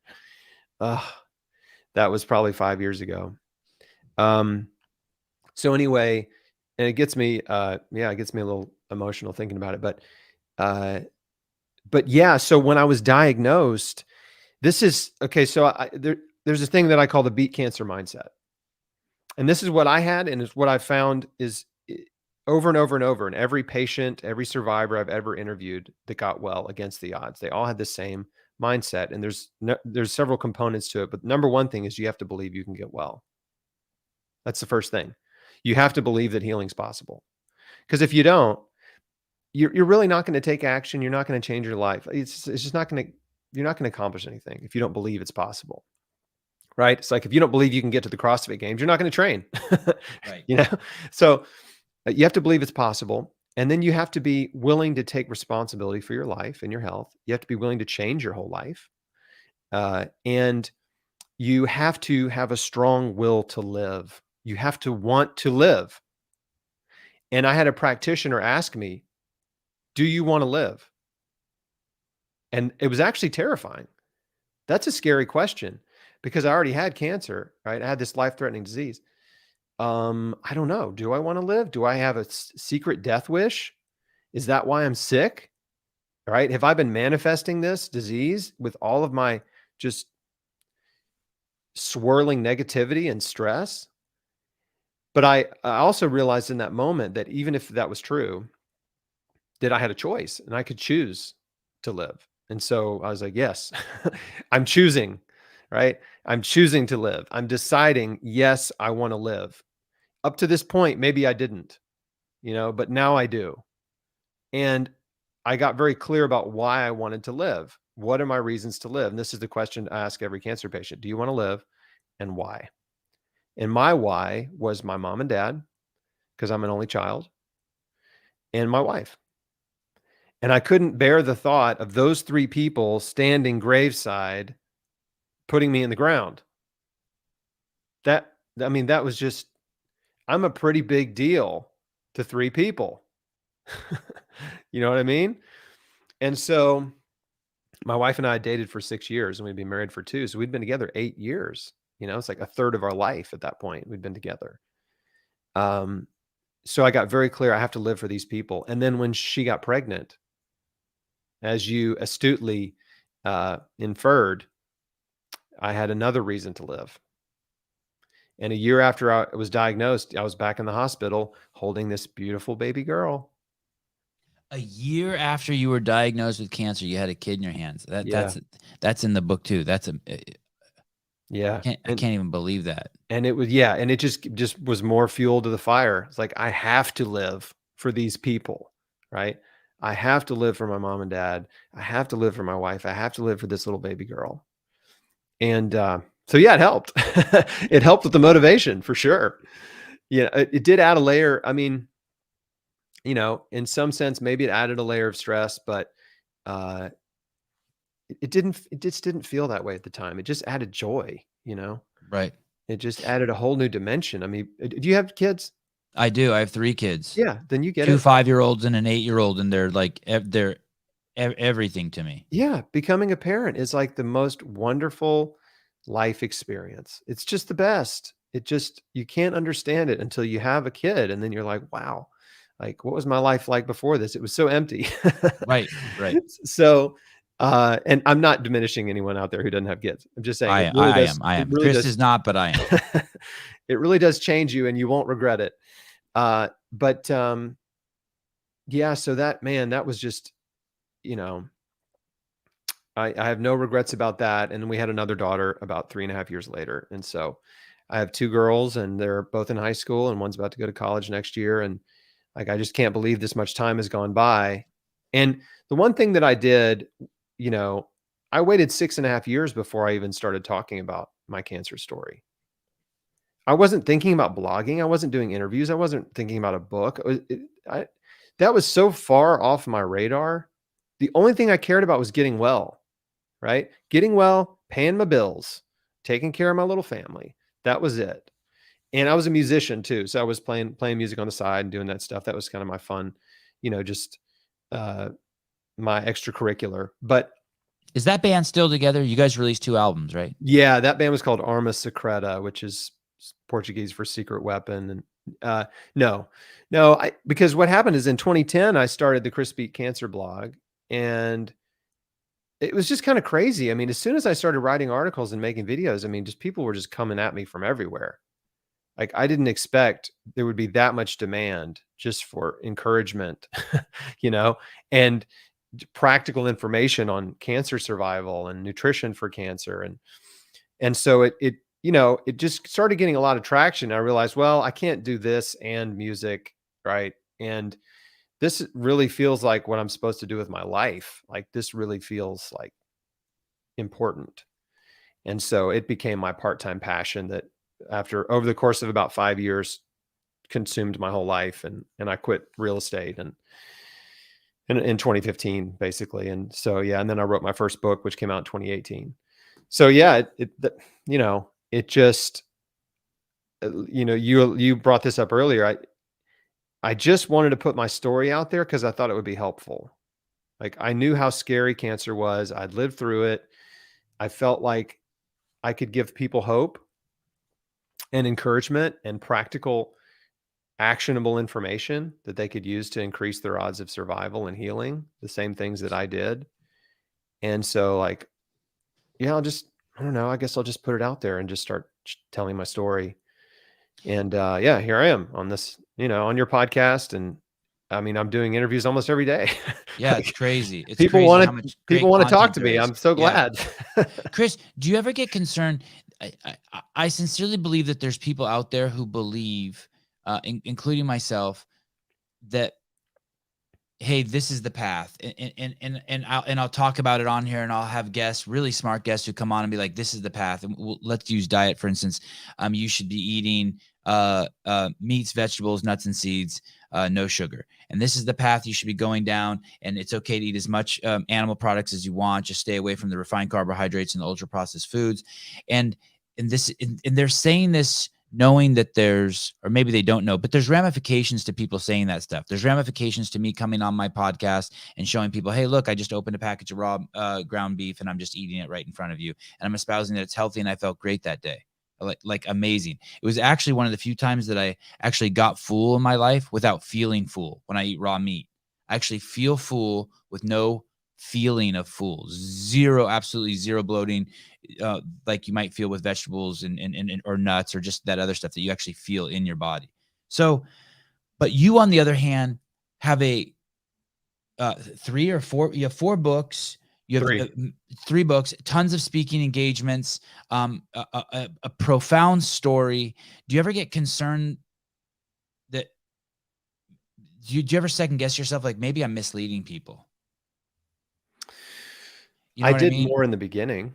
Okay. In the beginning, when I first started sharing my story, I thought, well, and not intentionally, of course. I mean, not intentionally. Right. But it's like, what if I'm wrong? And by the way, that's a very healthy thought to just hold on to, right? Right. What if I'm wrong? Check yourself. Maybe I'm wrong, right? Right. And I've never not, been willing. And I'm open to that too, by the way. Yeah. I'm completely open to that. I'm so glad. Yeah. It's healthy to just be always willing to say, maybe I'm wrong. Cause then otherwise you're just in dogma. And that's what we have in science, in a lot of science. It's like, everybody's so convinced they're right, and they're not even willing to consider that they may not be right. Which makes it not science. Makes it not science. It's completely unscientific, right? To be convinced that something is scientifically true when science is constantly changing, as you said in the very beginning of this interview. But in the beginning, yeah, I was kind of like, well, I got well. I totally got well. I know exactly what I did. I took massive action in my life, and I'm sharing my story to hopefully encourage others that they can take control of their life and their health, and they can impact their survival with their choices. But I didn't know anything about nutritional science. So I definitely had a lot of insecurity and reservations about, well, maybe, I don't know, maybe I am just lucky, right? Maybe I'm just a fluke. And then I started digging into nutritional science, and I realized, oh my gosh, there's so much literature on anti-cancer nutrition. I mean, there's this awesome study on the most potent anti-cancer foods, vegetables. And what they did was they dripped vegetable extracts, basically vegetable juices, on cancer cells, 8 different cell lines. I talk about it in the book, but the most powerful anti-cancer food on earth known is garlic. Number 2 is onions. Number 3 is leeks. So those are all in the same vegetable family, the allium family. And then rounding out the top 10 is the cruciferous vegetables: broccoli, cauliflower, kale, Brussels sprouts, bok choy. And so it's like, man, if these just the Jews from these foods can completely kill cancer cells in the lab, like, what are they doing in your body?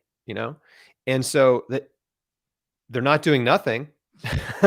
So there's so many awesome studies like that, right? On the anti-cancer value of allicin in garlic, or anthocyanins in berries, or sulforaphane in cruciferous vegetables, indole 3 carbinol, like all these, whatever. Like, I don't want to sound too nerdy about it, but too late. Once I started down that path, it just opened up to me, and I realized, oh my gosh, there's so much science here. There's so much evidence. There's so much research. Nobody's talking about it, but it's real. And it helped me understand how I got well. Right. And that is why it took me so long to write the book. Again, I was diagnosed in 2003. The book came out in 2018. So it was 15 years of learning, living it. Right. And then learning more and understanding the science. And so I could explain it and articulate it in a way that made sense to people. That wasn't. And you do in the book. The Thank you. Chris Beat Cancer. You guys, it's so dense with information. Yeah. And to use a cliche, look, there's more than one way to skin a cat. And can someone get well, eating tree bark and drinking their own urine? Maybe. Right. Right. But like that Everest analogy, we know what has worked for the vast majority of people who are taking a nutritional approach, and that's the raw food diet. And so again, it's not just the diet, right? But I think that's the best anti-cancer diet. But then it's exercise and forgiveness and stress reduction, right? It's radical life change for sure. Some people can get well just from forgiveness. I really believe that. Well, that is the biggest barrier to healing. If you're eating shit, if you go to McDonald's every day and get a Big Mac, a shake, and a large French fries, and then all of a sudden you switch to the carnivore diet, eating meats that are from your local farmer, of course you're going to have a dramatic shift. It's Greg Glassman used to say this, the founder of CrossFit: get on, basically experiment and make changes. Like, I don't even care. Like, go vegan, go carnivore, but start making changes. Yeah. And you will see, and you will start seeing change. I mean, it's pretty clear on that level. I just have been so, what's interesting is when I came across you, I didn't know that was I just knew about your story, Chris Beat Cancer, and I didn't know about your eating protocol. But when I got into it, I'm like, oh, this is going to be great, because my show is always pushed the other way. But there's been times in my life where I've been vegan, and I love vegetables, and sort of this community that I've fallen into doesn't eat vegetables. I love vegetables. I could just sit down with a pound of broccoli and eat it and watch a movie, like, no problem, just raw. I've always been like that. And I'm glad to hear you say that about garlic. What about asparagus? Yeah. Asparagus is fine. It's a vegetable. It's fine. It's healthy. I don't particularly find it to be extra special. It's fun because you eat it, and then a few minutes later you pee, and you ate it. That's why I like it. Yeah, it does give you that. It's like, yeah. Like fenugreek. Have you ever taken that? No. It makes your armpits smell like maple syrup. No. Wow. Yeah. And it actually, fenugreek is an athletic performance enhancer, too, that herb. But can you find that, Caleb? Caleb, can you find fenugreek? Yeah, fenugreek. It's easy to find. What is it? Amazon. It's a pill? You can get, well, it's an herb, right? But you can get it in pill form. Yeah. Wow. So there's no room for dietary dogma when you're sick. That's the important message, I think. It's fine. And we've never really, that's weird coming from you. I mean, not really, but aren't you? If I told you I had cancer and you said to me, Sevan, do you want to live? And I would say, yeah, you'd be like, okay, get this book and follow this. Isn't that dogma? No. Okay. No, that's just a strategy, right? Okay. The dogma is believing that your diet is the best and being unwilling to change your diet because you believe it's the best. And even though you're sick, right? That's where the dogma becomes dangerous, right? Where someone's like, I'm keto, I'm carnivore, I'm paleo, I'm whatever, right? And they get sick and they're like, well, it's not my diet. Maybe it is, like, right. Maybe it is. Like, you have to be willing to, which is what I did, is kind of put everything on the table, right? And sort through what in your life is actually promoting health and what's promoting disease, and put on your little, Sherlock Holmes investigator cap, and all your assumptions just have to go out the window when you're sick, right? You're assuming you're eating healthy, and then you get sick, and it's like, okay, maybe I wasn't. I thought I was. I was convinced I was. I read these books, and I followed these people on the internet, and they all told me I was. But yeah, sickness has a way of sort of, hopefully resetting your belief system and taking you back to zero in a way. And at least it did for me. And I think it should. But yeah, so, it's like, there's people that love to argue about what's the healthiest diet and all that kind of stuff. And at the end of the day, we've just seen so many people get well, overdosing on fruits and vegetables, eating tons of raw food and juicing and changing their life. That's what we encourage people to do if they're sick. It's like, okay, if it doesn't work for you, you can always eat something else. But 90 days, the protocol that we encourage is 90 days, hardcore, all raw. Where is that protocol? Is it in one of the books? Yeah, it's in Chris Beat Cancer. And then we have a private coaching community called Square One.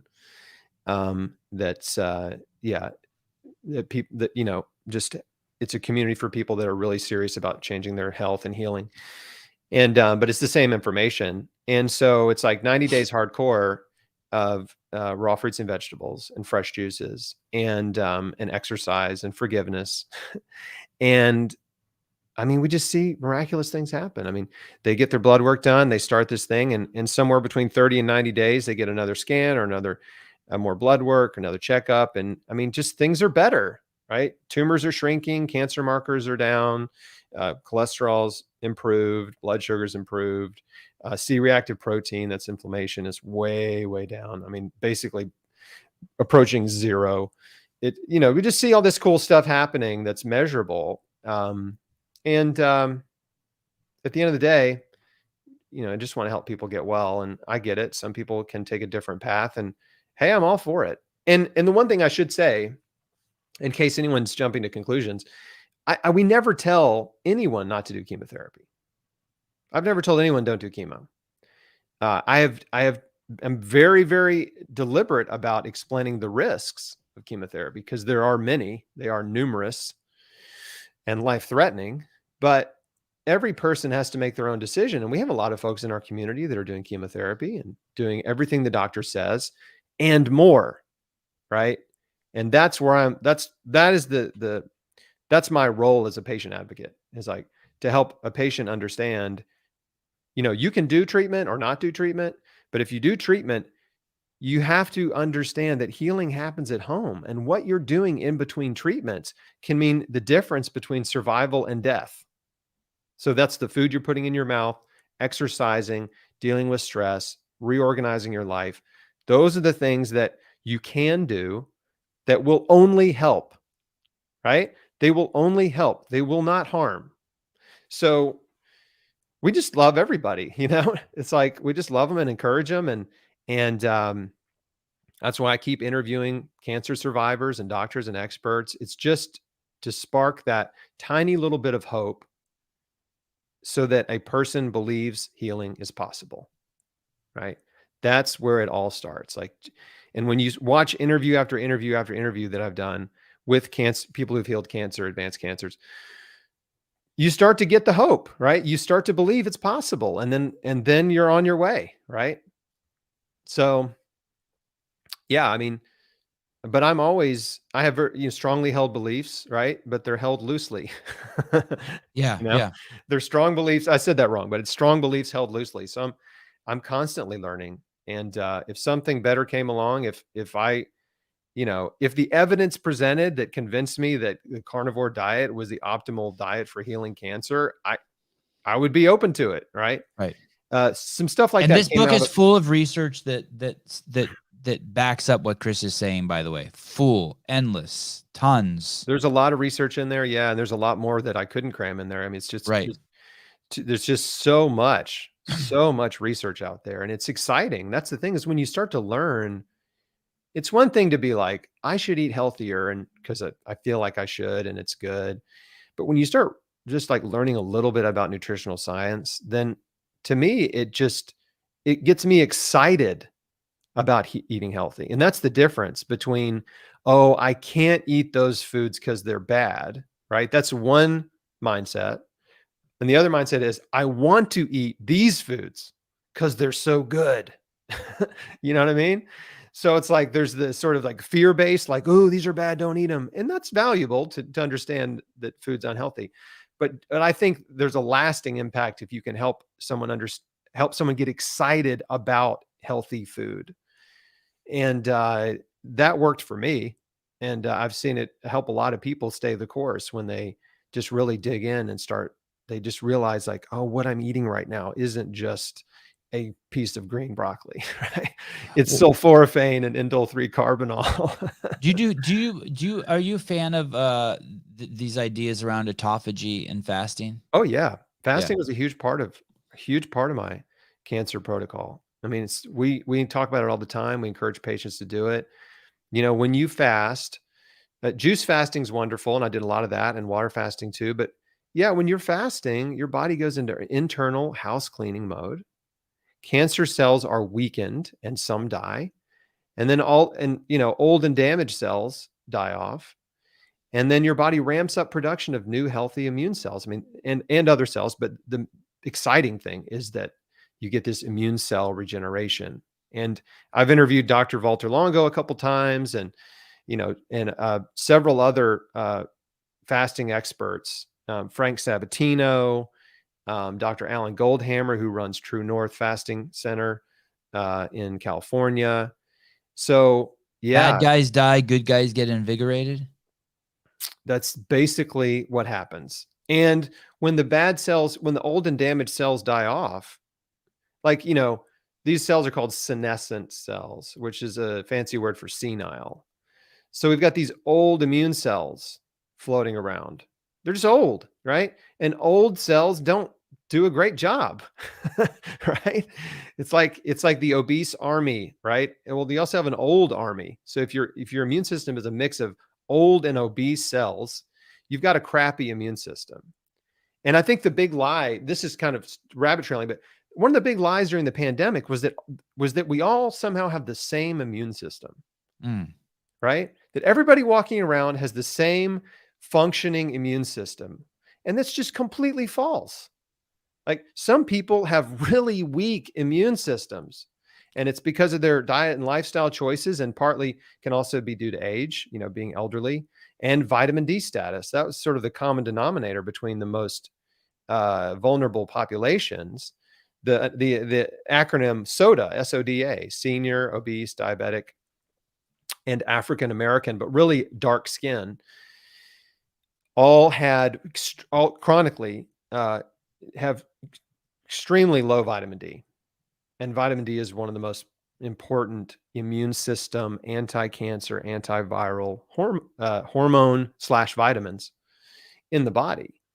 So why Black people? Because their skin's designed to live closer to the equator, where they wouldn't need to retain more vitamin D, where they would get it naturally from the sun. So, well, not exactly. It's more like, yes, the darker your skin, the more sunlight it takes to produce vitamin D. And since originally darker people were from closer to the equator, they had just evolved that way. Yeah, right. Yeah. So like, if you live close to the equator, you have dark skin, and that's protective, and you can endure more sunshine. But if you live in a modern society like we do, and you spend most of your time indoors, and you're not getting real sunshine, so a light-skinned person produces more vitamin D per minute than a dark-skinned person in the same sunlight exposure. So yeah, that's why. Okay. I hear you, but it's an adaptation because of their. I mean, if you're a healthy person, white or Black, and you're spending adequate time outside, it probably wouldn't have been an issue. That's right. Okay. Yeah. Okay. Yeah, and we just don't get enough sunshine, right? We're indoors all the time. Not me. I get plenty. We're not. Yeah, we. You know what I mean? The collective yes. we. Yes. But I do too. I mean, I just like to show off. The sun's amazing. Yeah. You know, sunshine's incredible. Vitamin D's incredible. And not to mention that, but also the infrared light from the sun is incredible. It produces melatonin inside your cells. Dark-skinned people lived in Europe for ages and thrived. Yeah, outside. Yeah. Outside, everyone thrives, key. Right? Outside. Outside. Yeah. But there's a cool app called D-Minder. And it's a vitamin D tracking app where you put in your location and the time you spend in the sun, and it has all these, it sort of pulls all this data together to tell you how much vitamin D you'll produce based on how much sunshine you get in any region, and based on your age and your skin tone and all this stuff. It's pretty cool. D-Minder. Caleb, is this true? This is the first time I've spoken. Come on. This is the first time I've spoken less than the guest. Is that true?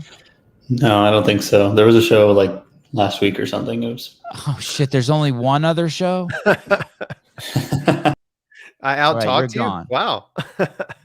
You're out. You're gone, Caleb. That's funny. Birth control. No bueno. If you want to like mitigate your cancer risks, oral birth controls. Man, there are so many drugs that increase cancer risk.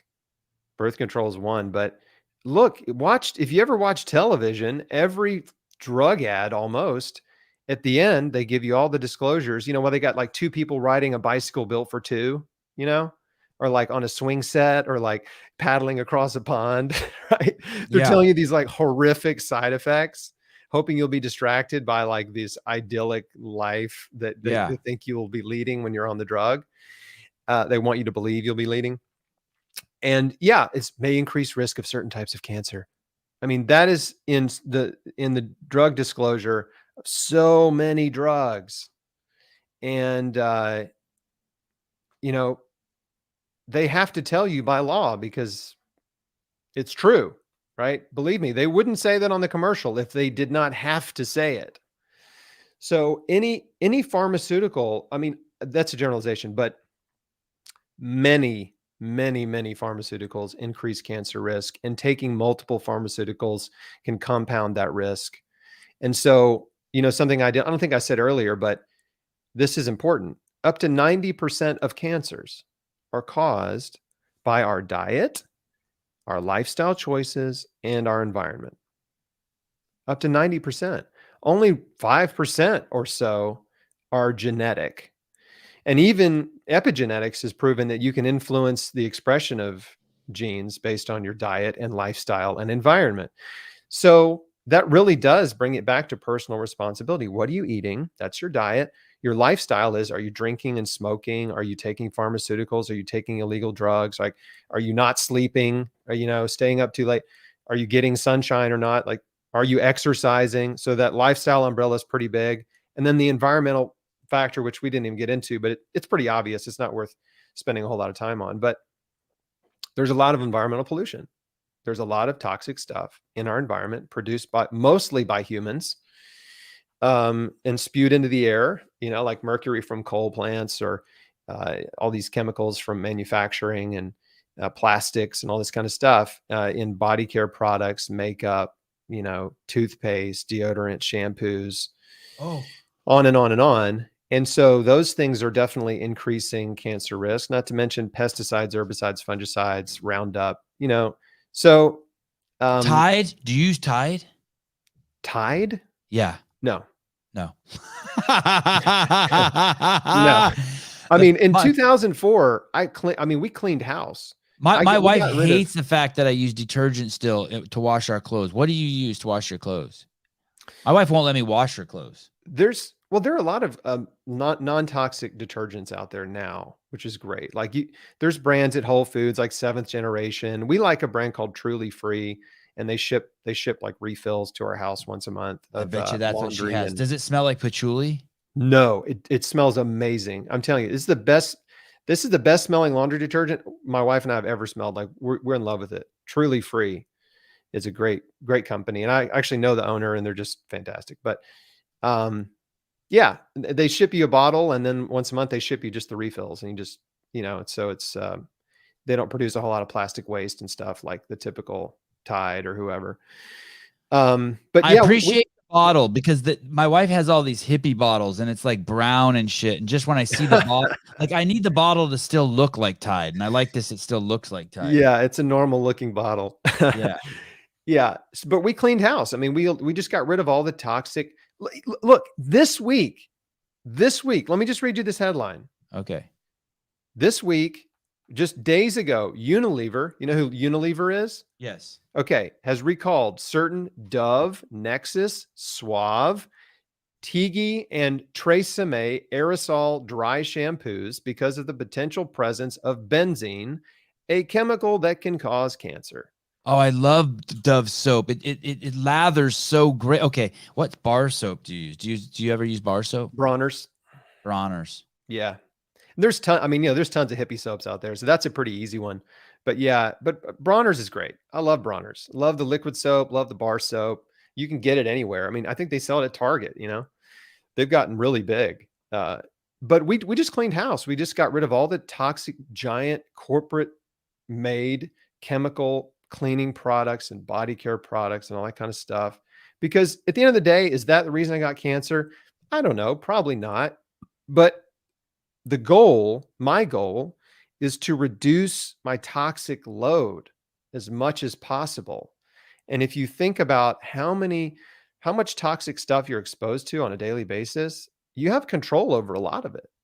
And so it just makes sense to reduce the burden on your body, reduce the burden on your liver and your kidneys, and the impact that these toxic chemical compounds can have at the cellular level. Like, why not? So I agree. I agree. I couldn't agree more.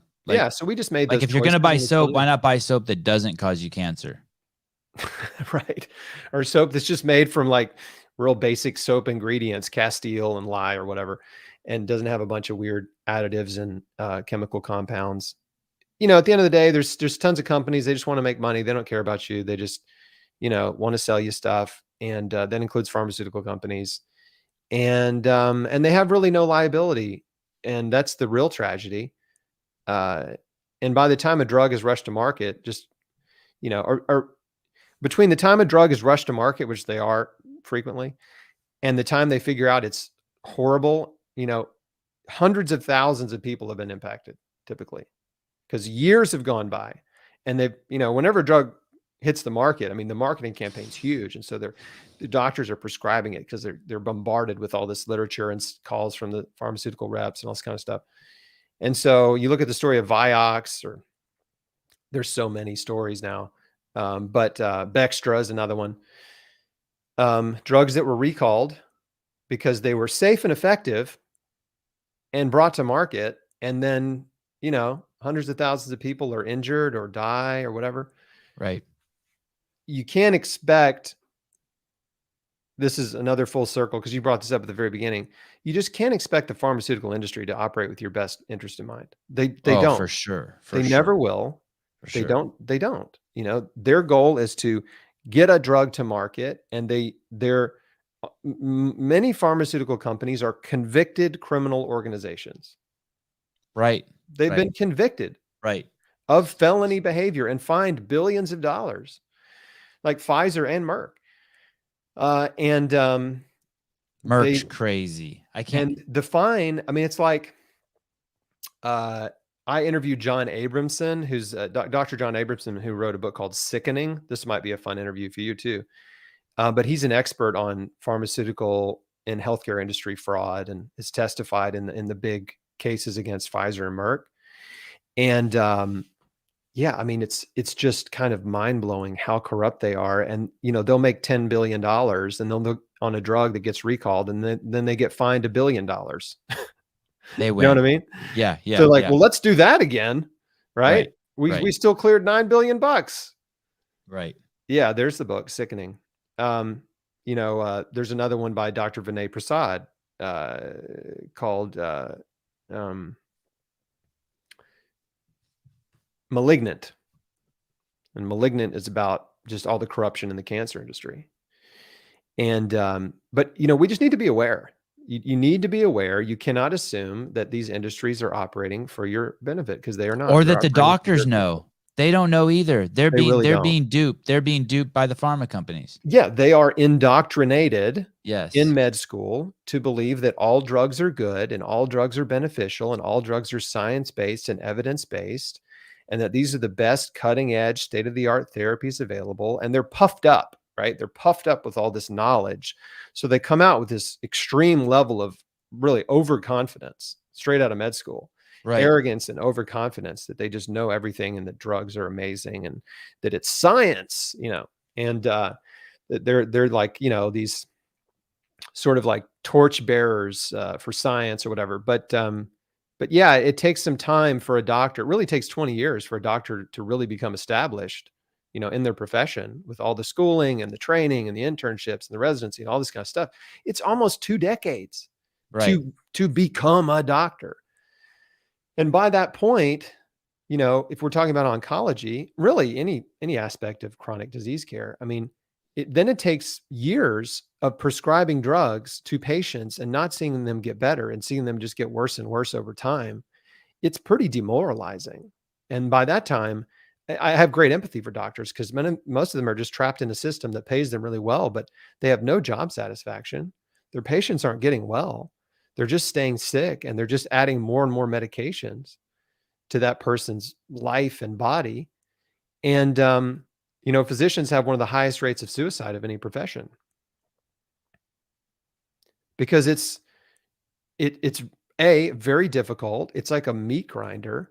They can only spend 10 or 15 minutes with each patient. You can't give quality care in 15 minutes. And the insurance and liability costs are astronomical. Their overhead's astronomical. There's so much stress, and then they get such little job satisfaction. So it's like, it's a really rough profession, and it's glamorized on, like Grey's Anatomy or whatever this doctor shows. Like there was a period where my eldest daughter was obsessed with Grey's Anatomy and she wanted to be a doctor. And I kept trying to tell her, I kept trying to talk her out of it. I'm like, no, you don't. Like, you don't. Trust me, you don't. She finally kind of got over that and because she realized how much work it was going to take to get through med school. But I'm saying all that to say I have great empathy for physicians. It's so tough. My friend, Dr. Pamela Weibel, her entire mission is just to prevent physician suicides. Wow. This is what she does. She has a giant wall in her house that has pictures of every doctor that's committed suicide. Wow. It's like hundreds and hundreds and hundreds of doctors. And she went from basically a primary care family practice physician. Her story is amazing. She worked in a hospital for years and realized it was awful and hated it. Then she became a primary care physician, and she was riding her bicycle and doing house calls as a medical doctor in Portland, I think. And then I'm sorry. Huh? You said Portland. I said, I'm sorry. Yeah. Yeah. Portland's kind of rough. Now I think it wasn't so bad back in the 90s, and now, yeah, her focus has shifted almost completely to preventing physician suicides because it's a real big problem, especially even in med school. So yeah, rabbit trail. But at the end of the day, the big point here is like, you have to be responsible for your own health. You have to be your own doctor. Doctors can be helpful. They can be a helpful part of your team, but at the end of the day, nobody's going to take better care of you than you if you decide to do it. Right? That, like, you can't abdicate your power. You can't put all your faith, hope, and trust in the medical industry, the pharmaceutical industry, in a doctor who sees 60 patients a day and isn't going to remember your name if you see them in the grocery store, unless you've seen them 5 or 10 times. Then they might remember your name, right? But that's what we're doing, right? We're putting all our faith, hope, and trust in this person that's totally overworked, that isn't educated on nutrition and healing, right? They're just taught how to prescribe drugs. You talk about menstruation and donating blood, and I thought I'd never heard this before, but that one of the thoughts or beliefs is that when women menstruate, they dump excess iron through the menstruation process, and so when they stop menstruating, when they go through menopause, they're not losing that blood regularly, and therefore their cancer rates increase, or their cancer risk increases. But then on the other side, you said donating blood, there are some studies that show that donating blood regularly will also reduce cancer rates. Is that true? Did I understand that right? Yeah, it's in the book. It's well documented. You can Google it. It's pretty fascinating. But so the problem with iron is necessary, right? It's a necessary mineral, but it is also very toxic when you consume too much. And so, red meat is very high in iron, and the body doesn't have a way to get rid of iron. You only get rid of it if you bleed, basically. You'll use it eventually, but if you're consuming more than you use, then your iron toxicity just ratchets up.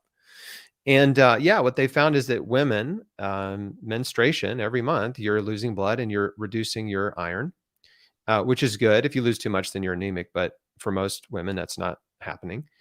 But also, then when researchers figured this part out, they're like, well, what about people who donate blood? Wouldn't this have the same effect in reducing the risk of cancer and heart disease and different things? And it turns out it's true.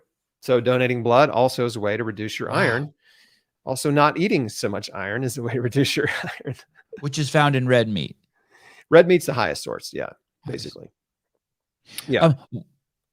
What of heme iron? Now, tons of plant food has iron, but it's bound to an amino acid, so it's a chelated form of iron that's slow absorbing, and it's limited absorption.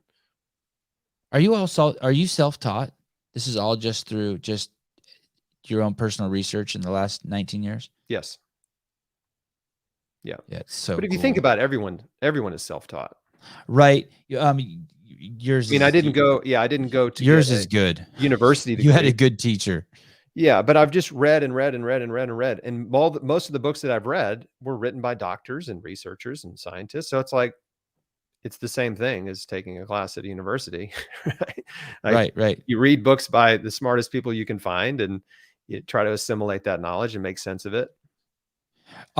Another topic I bring up on the show a lot that you mentioned in the book is you talk about Richard Horton from the Lancet. You talk about Marcia Engel from the New England Journal of Medicine. I didn't hear you mention this guy's name, but I'll throw him in the bunch too. Richard Smith from the British Medical Journal. These are all people who were like editors or high-level people at these journals, and they all have agreed that, like, hey, you're better off believing that everything in here is wrong than right. That we've crossed the 50% mark, and possibly the replication crisis, that 50% of the stuff in medical journals is not replicatable. It's garbage, which is nuts, especially from the Lancet. I didn't know that about Richard Horton, actually. When I read that in your book, I was like, wow. Yeah. I mean, there are many, many, many whistleblowers inside the pharmaceutical and medical industry who've been saying for years and years and years, most of these studies are completely fraud.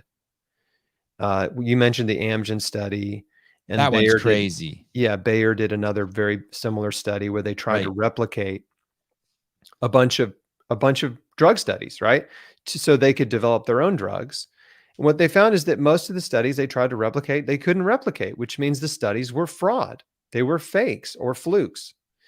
And this is what pharmaceutical companies do. They know how to engineer a study to get a positive result, to prove, quote unquote, prove efficacy for a drug so they can get approval, because there's billions of dollars at stake. Like, if you can get the drug approved, it's worth billions of dollars of revenue. And it's just completely naive to assume that they're all honest and that they 47 of 53 studies could not be replicated, of the 53 kind of foundational studies around cancer. Yeah.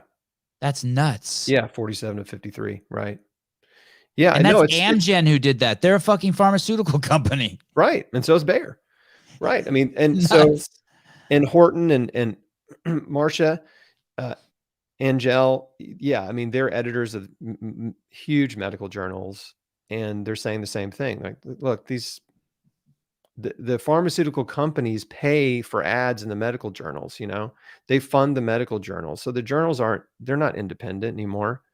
I mean, Peter Gotchi, who was one of the rich sort of founders, major guy over at the Cochrane collaboration, which was for a long time the world's foremost independent research collaboration of scientists to do meta-analysis, peer-reviewed studies to really get to the truth, it wasn't influenced by pharmaceutical companies.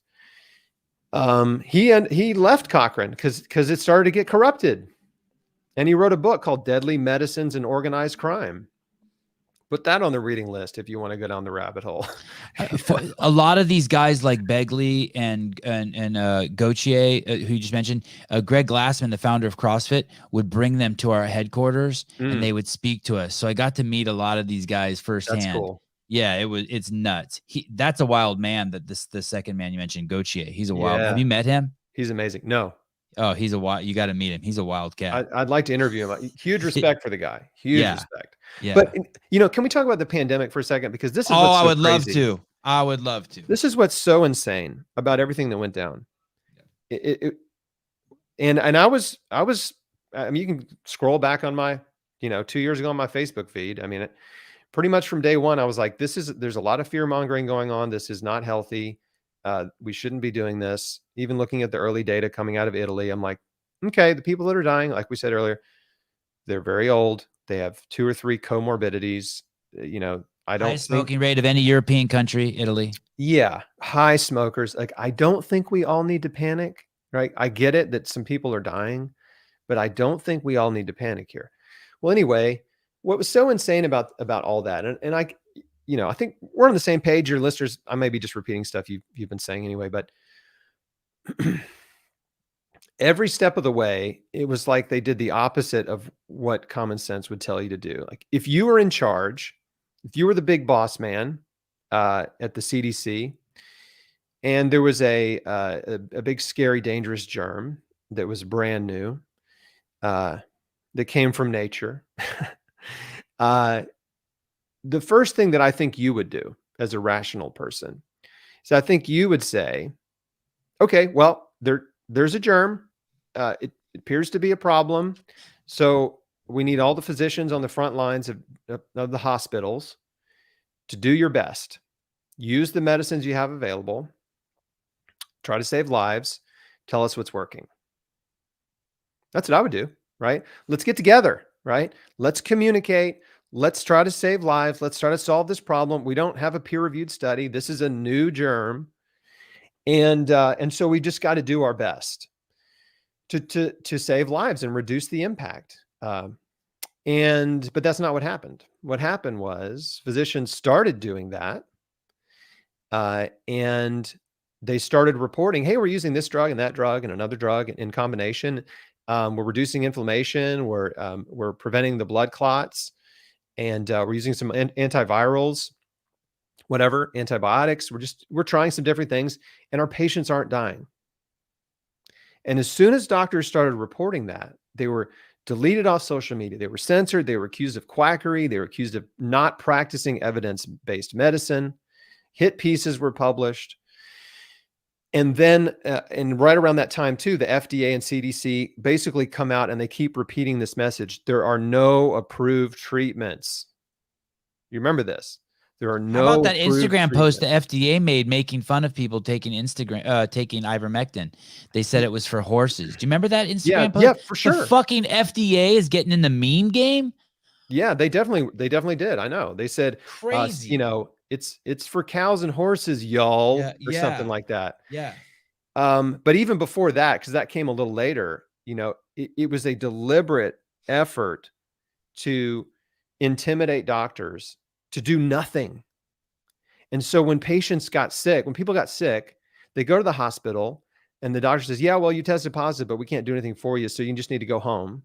And if you get hypoxic and you start turning blue, then you can come back and we'll admit you. And then when we admit you, we'll give you aspirin and oxygen and maybe remdesivir, which is a junk drug anyway. And then we'll put you on a ventilator. It actually kills people, I believe. Yeah. Kidney failure. Yep. It's not a good drug. So, I mean, it was the most egregious, deliberate attempt to suppress available medicines in order to create an opportunity to rush a drug into market in an emergency. And that's the only way you can get a drug rushed to market in an emergency, is if you demonstrate there are no other drugs to treat X disease or X germ. And they were effective. They did it. I mean, they pulled it off for sure. They demonized every drug on the market. They demonized every doctor who was using available medicines off-label, which doctors have done forever. They've always had the freedom to do that until 2020. It's called practicing emergency-based medicine, right? And experience-based medicine, right? They're using their expertise and their experience in an emergency to save lives. That's what doctors do in the hospital all the time when someone comes in with weird infections and weird symptoms. They're doing this every day. But all of a sudden it was illegal, essentially illegal, or they risked losing their license to do this when a pandemic was declared. So, yeah, I mean, it just takes a little bit of common sense to think about the way everything went down to realize that it wasn't incompetence. I mean, it was clearly a very well orchestrated campaign to reap billions and billions in profit. Almost all the doctors I know were brainwashed, and they still are. And when I mean almost all, I don't know if I know as many doctors as you, but I know a lot. And I'd say 20% of them are aware, and 80% are still defending the idiocy. We've been doing the CrossFit Games have been going on for 16 years. We had 2 athletes go down with clotting this year. It's never happened before. Wow. Both from Canada. Yep, and they had to get it. And they're telling me that one of the girls who got the clotting, it was from acupuncture because they had fucking hidden artery. And it's like, dude, I just want to be like, stop. Even if you're right, stop. 16 years of athletes performing at the highest level at this games, and a 26-year-old girl has clotting in her arm. And they were both arterial clotting, which is completely fucking unheard of in healthy people. I mean,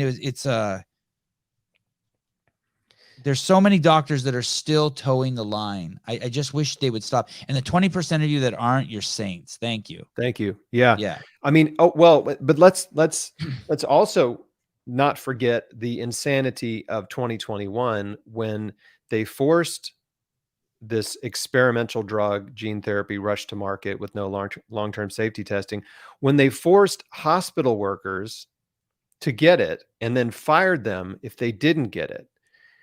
Which I wrote a post about this back then. I'm like, so the healthcare workers that worked all the way through the pandemic and didn't die. Wow. Right? This is the A team we're talking about. Yeah. Right? They bathed in it. They bathed in it. They were courageous. They showed up and they didn't die. And you're going to fire them now. Really? That seems like really poor leadership.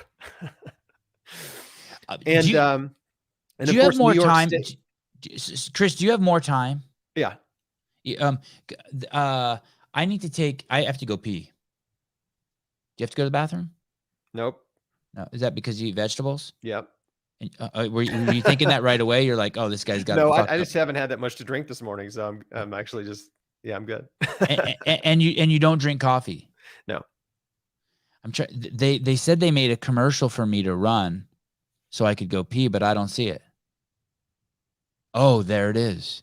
Okay, let's see if I can go and come back in 1 minute and 5 seconds. That's how long this commercial is. I believe in you. Okay, thank you. You don't even have to want to do CrossFit. You don't have to want to be a coach. You don't have to want to be a trainer. If you just want the operating manual to your body, it's not just Forge and Elite Fitness. It's the operating manual to the human genome. You'll take this CrossFit Level 1 seminar and you will walk away inspired. From the second you leave, your entire life will change. You will make significant changes to your life because you are excited. You will start tweaking with your diet. You'll start tweaking with your movement. You'll start tweaking with who you hang out with. Everything will take a shift. For some people, it'll be massive. For some people, it'll be a little bit. No matter what, you'll move towards a better life. Everyone is going to sense it in you that you are more accountable, more personally responsible, happier, more helpful, more thoughtful human being. and you'll be nicer to look at. You might talk too much shit about CrossFit, but... Wow, I made it. That was a good commercial. I liked it. And you know, that company fired me. They don't pay me to run that. That's just because I believe so much in their product. After 15 years there, they fired me. I'm still probably their number one driving force for. Well, forgive. Let me. Yes, I do. I forgive them. Yeah, I totally forgive them. I'm a crybaby at heart, and I just Can we say one more thing about the forgiveness thing? Yes. You know what's helped me a lot is this belief that when people wrong you, they set you up for blessing. Explain more. You know, I think it's short-sighted when people do you wrong. You just assume they did me wrong and that's it, and I'm wronged. You know, but what we don't realize, like, you can look back at the things in your life where people wronged you, they fired you, they did whatever, and then it put you on a different path, right? And that ended up being a better path, right? You wouldn't have been on it had that person not betrayed your trust or whatever. I mean, I've just seen it over and over and over again. When people do me wrong, they just set me up for blessings. So I just believe, like, there's something good's coming out of this. Like, this sucks, but something good's coming. I mean, shit, look at your cancer diagnosis. Of course. Right. And no one did that to me, but yeah, that was an awful, scary time in my life that I would not like to repeat, but it completely set me up. It set me on a different path. And so, like, you know, the Stoic sort of philosophy on that obstacles, right, have a purpose in your life. And to me, it's like obstacles are there for one of two reasons: either to overcome or to completely divert you onto a new path, right? You have this insurmountable obstacle. It's like, I can't go this way anymore. New path. And if you just take a little bit broader perspective on your life and your future, it just helps to not get bogged down when things don't go your way, right? Then you just realize, you know what? There's a good reason for this. I don't know what it is, but I'm just going to expect that something good's going to come out of it. And I think it just helps you. It just helps you stay content, you know, and happy in general.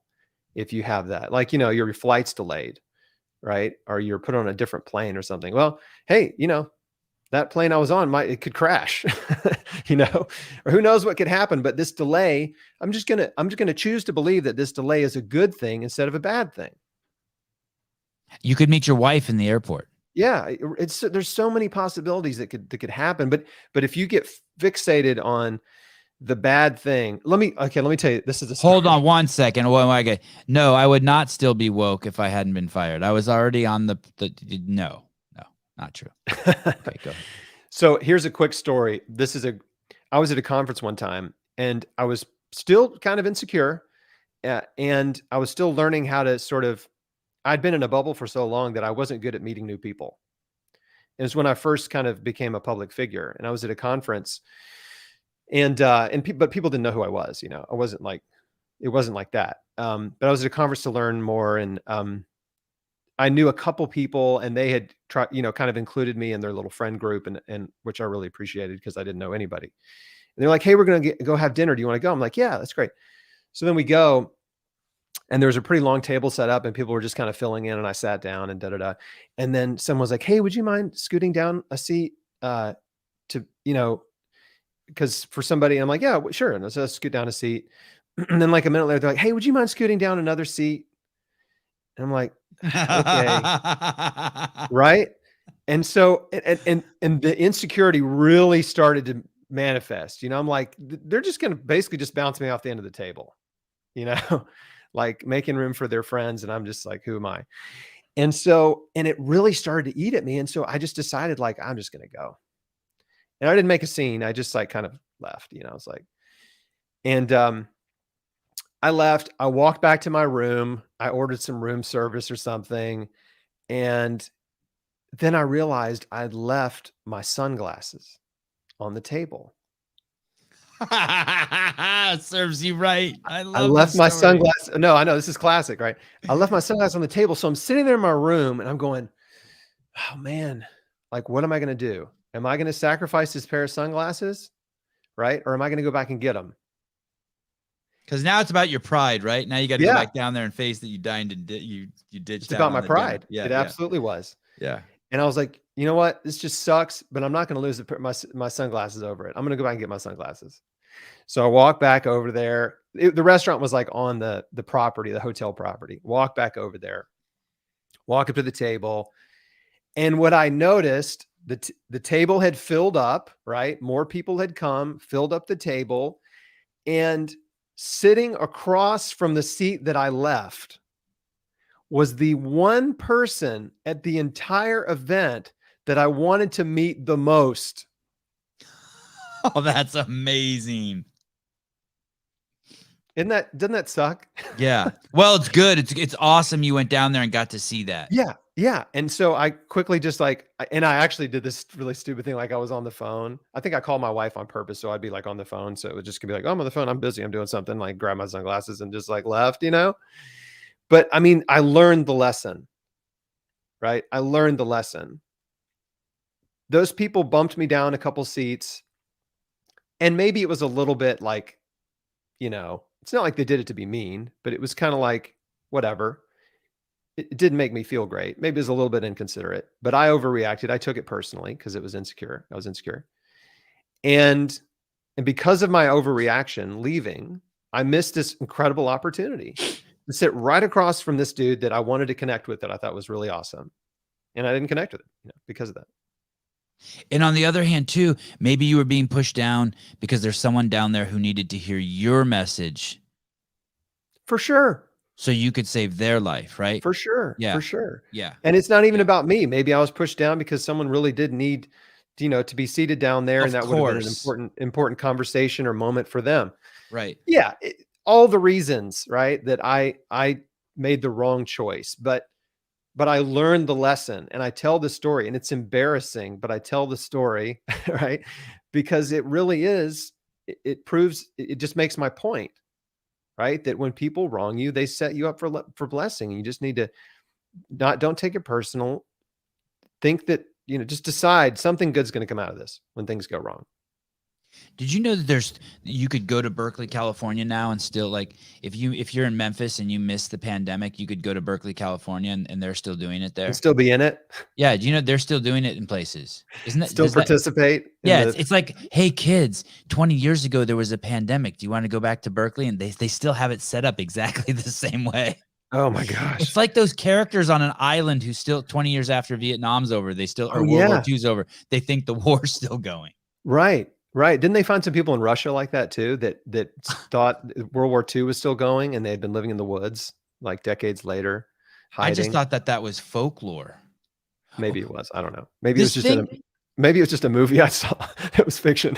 This thing that you were just talking about the pandemic, about how doctors were, you know, how they behaved and what they were told what to do and how the patients were treated. It's now been codified by that law that Gavin Newsom signed. Right. I know. No second opinions from doctors on COVID. Doctors have to basically read from the script. And if they don't, they can lose their license. I cannot believe this is real. Yeah. The best medical innovation happens at the bottom and works its way up. It doesn't come from the top. It doesn't come from a bureaucrat in a cubicle, you know, or whatever, or a corner office saying, this is how doctors need to practice medicine, right? It comes from doctors treating patients and learning as they go. That's why it's called practicing, right? They're learning as they go.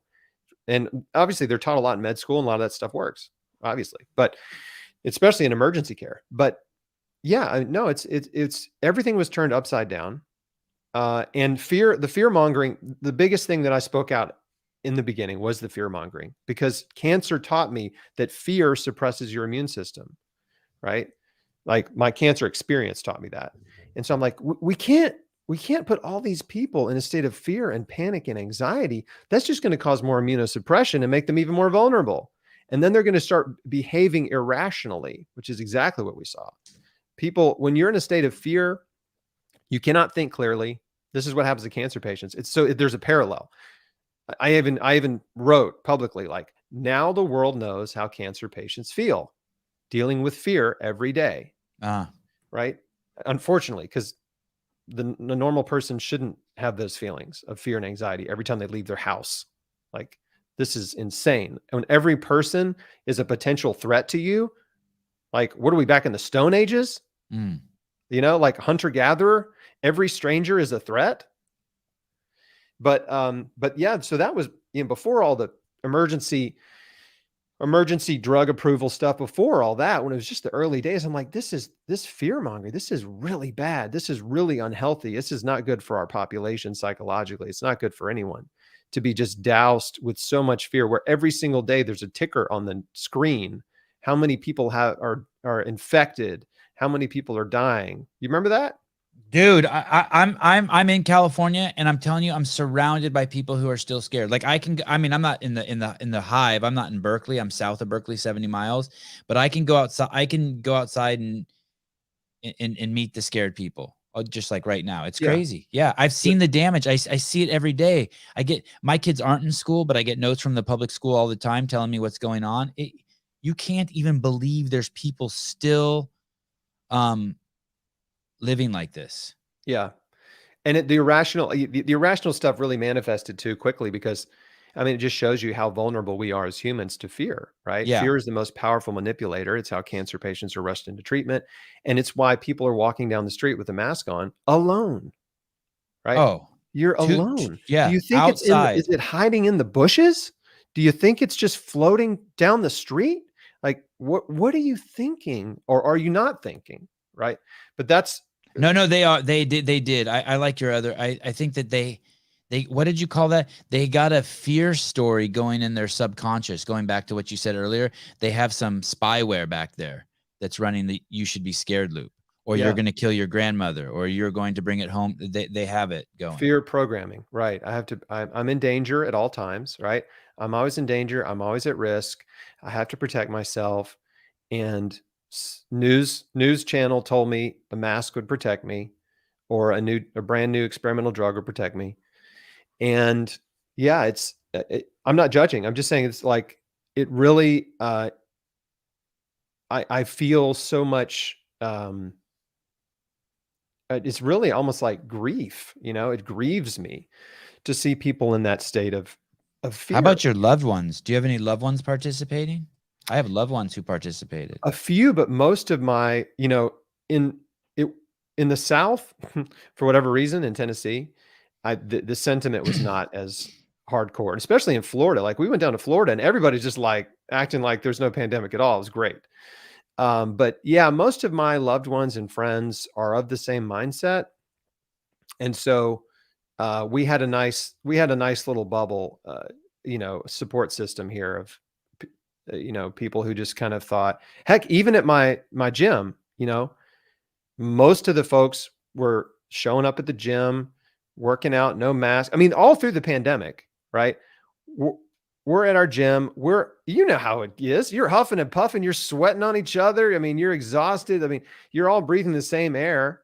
And we had maybe a couple coaches tested positive, maybe got a little something, but no one died and no one got severely ill. And we were, you know, I mean, you know, we're just all in there doing our thing, right? Throwing the weights around, right? Doing the pull-ups and the kettlebells and the, you know, clean and jerks and whatever. What, are you at a CrossFit gym? I'm at a gym called Iron Tribe, which is kind of like a CrossFit type functional fitness gym. But I started back at CrossFit Memphis with Doug Larson and Mike Bledsoe, the barbell shrug guys. Wow. They were my trainers. Wow. I had no idea. It's crazy I had no idea that you had any background like that. Isn't that funny? Yeah. In 2010 or 11, I started at CrossFit Memphis, and Doug and Mike were the coaches. And then about 6 months later, they started Barbell Shrugged. They started getting that thing going. And they interviewed me back. I was probably like episode 6 or something. Wow. No shit. Small world. Yeah, like way back. And then they moved to California and blah, blah. You know, we've kind of lost touch, but yeah, those guys, I'm so thankful for those guys, because they really, you know, they kicked my butt and got me in really good shape. And way back in 2011. And I've just continued to do the same kind of stuff. It's been 10 years. I've been doing CrossFit, basically functional fitness, cross training. What blender do you have that you mash the vegetables in? Vitamix. If I pull it up, will you show me which one you have? I have the 5200, which they've got a bunch of different models, but I think they've kind of replaced it with something newer. I mean, I've had that for 10 years. It won't die. I had one, and it wasn't big enough for me. Oh, it has a small carafe. Maybe. Do Yeah. you like how big it is? Is it big enough for you? It's big. It's big. Big. Yeah. I mean, that thing holds like 60 ounces, maybe a little more. Yep. And if you make the daily supply of it, sorry for falling so far into the weeds, but if you make the daily supply of it, when you go back to drink it later, do you reblend it? No, you just kind of shake it up and let the. Yeah. And this is what I eat. So I know people are like, what exactly do you eat? So for me, like breakfast is usually a oatmeal. Have you eaten yet today? No. Oh, how come? Oats with flax, hemp, and chia seeds. I'll use blackstrap molasses because it's really high in iron, potassium, magnesium, and calcium. So I like to put that in there. And then I'll put some fruit. Like it's either fresh fruit, like blueberries, or it'll be dried fruit. So it might be goji berries, mulberries, chopped apricots, black currants, raisins. Raisins, really raisins. Mm-hmm. Okay. And then I'll put like a teaspoon of turmeric powder in there. And that's it. I mean, so it's I call it supercharged oatmeal because it really, I mean, you're just packing a bunch of really great stuff in there. And then like cinnamon and allspice, put some spices on there. And it's a full cup of oats, dry. So it's a big bowl. So that's typical breakfast. And it's about 1,000 calories. If I put almond butter in it, it's about 1,000 calories. And then lunch will be a giant smoothie. So that would be 3 to 4 cups of frozen berries, blueberries, blackberries, raspberries, strawberries, several really big handfuls of spinach or kale, almonds, walnuts, and then water, about 8 Why ounces. walnuts? I like walnuts, but why walnuts? I never heard anyone say that. Walnuts. Yeah. Walnuts are just arguably the world's healthiest nut. Oh, they okay. are just terrific. Tree nuts have demonstrated reduction in cancer mortality for people that consume the most tree nuts, and that'd be like almonds and walnuts, especially macadamia nuts. Macadamia, nuts, Brazil nuts. So, so I love, I put those in there for the calories, for the good healthy fats, and for the anti-cancer compounds, and then like maybe some dates or banana, and blend it all up, and that's lunch. So that's about 50 ounces. That's a big smoothie. And you could do a green version where you have a lot more veggies in it and less fruit, a lot more spinach or kale or broccoli, cauliflower. Cauliflower is nice because it blends up with fruit really well and it doesn't really affect the taste.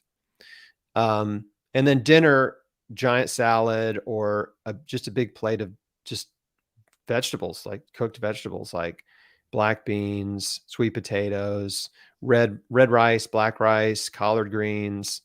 How about bell peppers, tomatoes? Yeah. Oh, yeah. Onions. Sliced onion. Yeah. You're not you don't freak out none of the nightshades scare you? No, they don't bother me at all. Yeah, you just go. And they don't bother me either, but they get a bad, in the CrossFit community, they kind of got a bad yeah, rap. I just feel like there's been a lot of food fear that's been promoted from the phytates to the nightshades to gluten. I mean, there's been a lot of unnecessary fear mongering around these foods. And when I was thinking about gluten, gluten's I was listening to someone the other day and they said they cut out gluten and their whole life changed. Oh, hey, that's great. It was the blind lady I had on. It was this blind CrossFit lady. She had an autoimmune disease. She cut gluten out and it fucking went away. And she got off all her meds. That's terrific. That's great. What do you think about that? Are you like? I think it's good. Okay. Yeah. I mean, but I don't think every person's going to have their life change if they don't eat gluten. Okay. Right? Fair. And I was thinking about our interview coming up, and I was like, I know we're going to probably talk about diet stuff and some of the dietary debate type of stuff. But the one thing that I thought about was the fact that I've never met a person who was extremely unhealthy, right? That was obese, that had autoimmune, chronic disease, like all these problems. And when I looked at their diet, they were eating, too many beans, right? And too many oats, right? Like, no, they're eating fast food, processed food, junk food, like sugary drinks, tons of animal food. It's so like the foods that have been demonized, like by some hardcore nutrition kind of people, it's like, yeah, but those are not the foods that sick people are eating a lot of, right? We're not eating tons of beans in America. In fact, we eat less beans than most continents. And so to me, I said that to Paul too, by the way. I'm like, you've gone so far down the end of refining the diet that I'm afraid we're going to lose you. I said that to Paul Saladino. I'm so concerned because he's trying to look at just the tiniest little bad. Oh, that piece of lettuce is bad for you. That I'm afraid we're going to lose him because he has so much still to contribute. I've seen it happen. I've seen it happen. People get so locked up in this perfectionist approach to diet. And it happens in the raw food community too, on the other end of the spectrum, where people, they start eating raw foods and they start thinking, oh, well, I can't eat all raw foods. I only need to eat these. And they get narrower and narrower and narrower. And it basically just becomes like orthorexic, right? And it becomes, it just becomes an eating disorder. Orthorexic. I saw Caleb attack the keyboard. Thank you, Caleb. We need orthorexic is what they a clinical, obsession of healthy eating. So yeah, this definition, an unhealthy focus on eating in a healthy way. Okay. But anyway, and it's kind of a loose term where they could claim anybody who's focused on healthy eating is orthorexic, right? But it's that extreme where you just take it to this extreme where you have limited, right? And you're scared of everything. Like I've just seen this. They just become, every food is a threat. And it's like, all I can eat now are organic sprouts that I grew myself. Right. This is the only food that I'm 100% certain is healthy for me. And yeah, I don't want to put anyone in a dietary dogma where they become a prison of a belief system, right? That, because that is not healthy psychologically. It is not healthy. So we have a lot of leeway. I mean, you can eat all kinds of food, and the human body is miraculous that it can turn all kinds of things you eat into energy for fuel. Are you thin? Are you very thin? I'm thin. I've always been thin. So I'm 6'2", 165. Oh, okay. So, that is thin. Yeah. So you don't have excess fat on you? No. Nope. But I never have. And how much did you weigh when you were 26 and you were diagnosed? When I was diagnosed, I was about 150 and I got down to about 130. Oh my goodness. Yeah. That was pretty scary because I lost a bunch of weight. I lost some weight because I wasn't eating very much because I was having these pains. Then I had surgery and I lost weight not eating in the hospital, right? The sloppy Joe didn't help very much. And then after that, I got on a raw food diet and I was juicing and doing juice fasts and fasting. So then I lost more weight. So yeah, I mean, at my low point, right, I was right about 130 pounds. I don't think I ever got below 130, but I didn't even own a scale. I was 130 because I went to a doctor's appointment and they weighed me one time at one point in that process, but I wasn't weighing myself. But yeah, I looked in the mirror and I mean, I was really, really, really skinny, scary skinny, underweight, clinically underweight. But it came back. The weight came back on, and it was just a short season of life where I looked pretty bad, and my skin was orange. It was yellow orange from all the carrot juice. Oh, so I looked jaundiced on top of that. Oh. Yeah, but it all resolved, and sometimes you have to get a little worse before you get better. Yeah.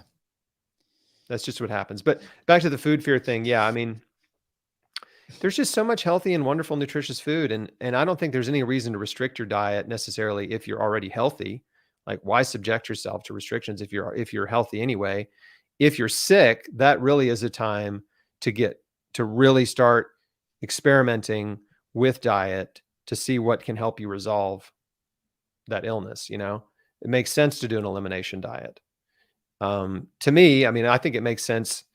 Like, there's a great book called The Blue Zones, and they study the longest living people around the world, and they found that they eat about 95% plants on average. And I think that's a great model. You know, the Seventh-day Adventist study, which has been going for decades and decades, they're the longest living Americans in Loma Linda. Wow. And they've been studied for decades and decades and decades. It's called the Adventist Health Study.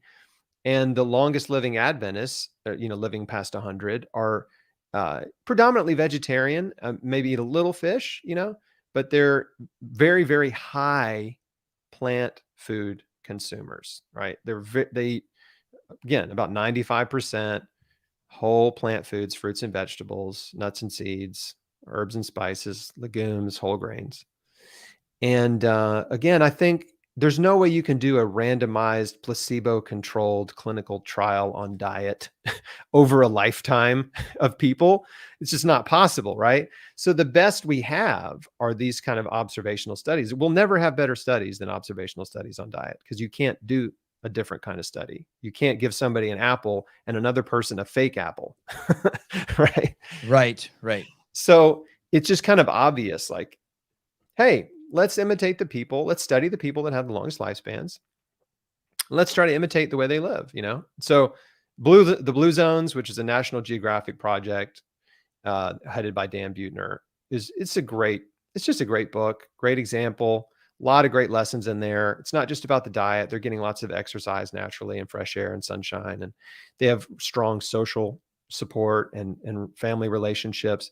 All of those things play into health, Isolation leads to depression and disease, and that was the other part of the pandemic that was so destructive. I'm like, A, we're fear mongering. B, now we're making everyone isolate.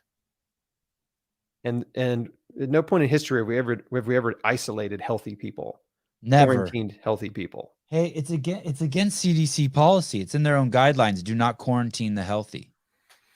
And yet they did it. They did it. Yeah. For with no basis, no evidence base. I mean, it's just like that was the opposite of science. Yeah, it's just such a gross contradiction of what you think is scientific when you're doing things that have no evidence base and calling it evidence-based medicine, right? Or you're doing things that are completely unscientific and saying follow the science, right? You can't follow science. What you should do is you should consider science, right? Don't follow it, consider it. Consider the science and then make a decision from there, right? How about move at the speed of science? How about move at the speed of science? Yeah, the speed of science is such nonsense because science moves really slow, right? Hey, I kudos for the great like propaganda type marketing slogan. The speed of science. It's a great slogan. Sounds really good. But good science takes a long time. It's very slow, especially if you're talking about vaccine development, which is typically 10 years, has been for almost every vaccine on the market. It's about 10 years. Are you watching that closely? I was. Yeah. I mean, there's not a whole lot to see now. Now it's just boosters. There's another booster. Here's another booster. But I mean, are you watching? Are you in any groups or watching athletes drop dead? And are you watching what's coming out of the? I had the guy who was the former head of national statistics for the United Kingdom come on the show, and he's like, "Yeah, something's going on here in the UK. Like we are seeing more deaths, more people are dying. Something's up." Oh yeah. I've seen the clips. I mean, over and over and over, just athletes dropping dead. All sports, doesn't matter what sport, they're just dropping dead. I've been in private groups where people are reporting all their stories of ill effects, and death from the emergency drug rush to market.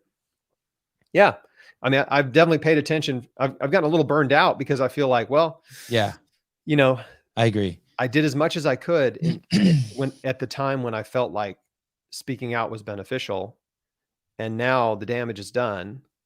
And I feel like there are some silver linings, which is one, never in history have we had more physicians oppose a pharmaceutical drug, right? Even though there's still a ton that support it, as you said, still, we've never had this many oppose it before. Good. Makes Like me the happy to hear 20, that. like you said, if it was 80-20, 20% of doctors opposing a drug, that's unprecedented. Right. If that's the number, right? Yeah, and I made that up. I know, but I'm just yeah. I'm going along with, it's encouraging. It's very encouraging to see. And there've been a lot of wake up call scenarios where doctors have just stepped out of their comfort zone and saying, "Hey, we're not comfortable with this. This doesn't make sense. Where's the evidence? We're seeing harms in our patients." Dr. Ryan Cole was great. I don't know if you followed him.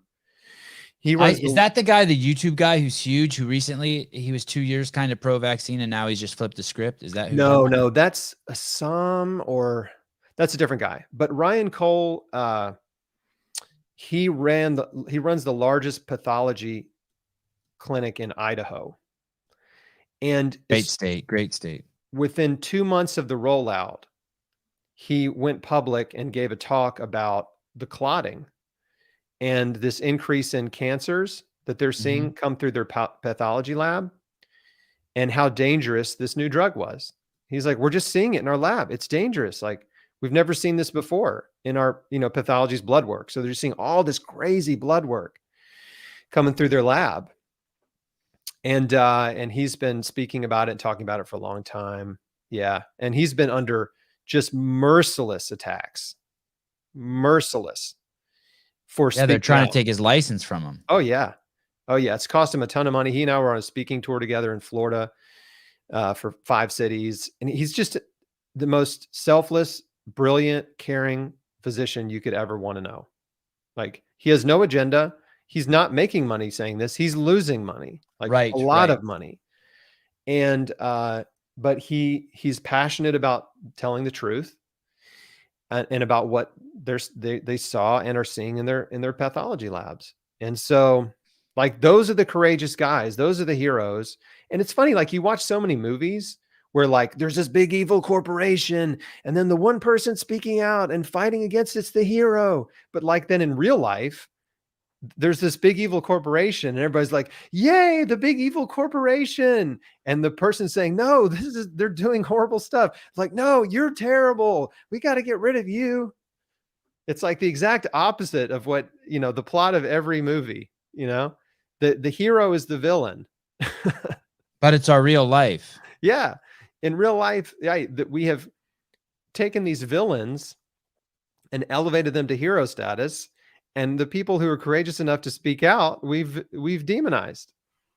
It's messed up. It is messed up. I'm optimistic, though. Are you optimistic? I think it ends well. I am. The other silver lining, I hope, and it's hard to gauge. We won't know until the next go round, although it's kind of happening right now. I think most of the public is kind of over it, right? At least in a lot of pockets, maybe not where you are.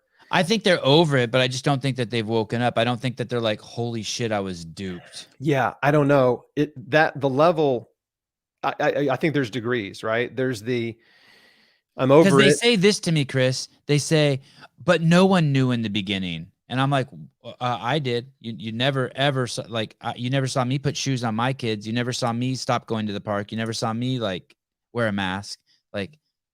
Yeah. I think some of us instinctively, I think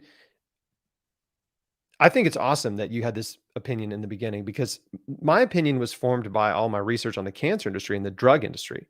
So I came into this with, it was Greg Glassman, by the way. He told all of us. He told everyone who was any CrossFitter who you saw wear a mask obviously did not listen to Greg. He told us from 2007, 2006, when I came on the scene, the tsunami of chronic disease is coming. So we thought it was going to be, we were expecting it to be diabetes. We didn't know that they would trick us and slide this thing in called COVID to kill all the people with chronic disease. But any of us who could do simple math were like, "Oh, it's just chronic disease killing people. This was just the fucking straw that broke the camel's back." But we knew. He told us on the website every fucking day. That's good. I know. It's good. Crazy. It's good. He did a good thing for sure. Yeah.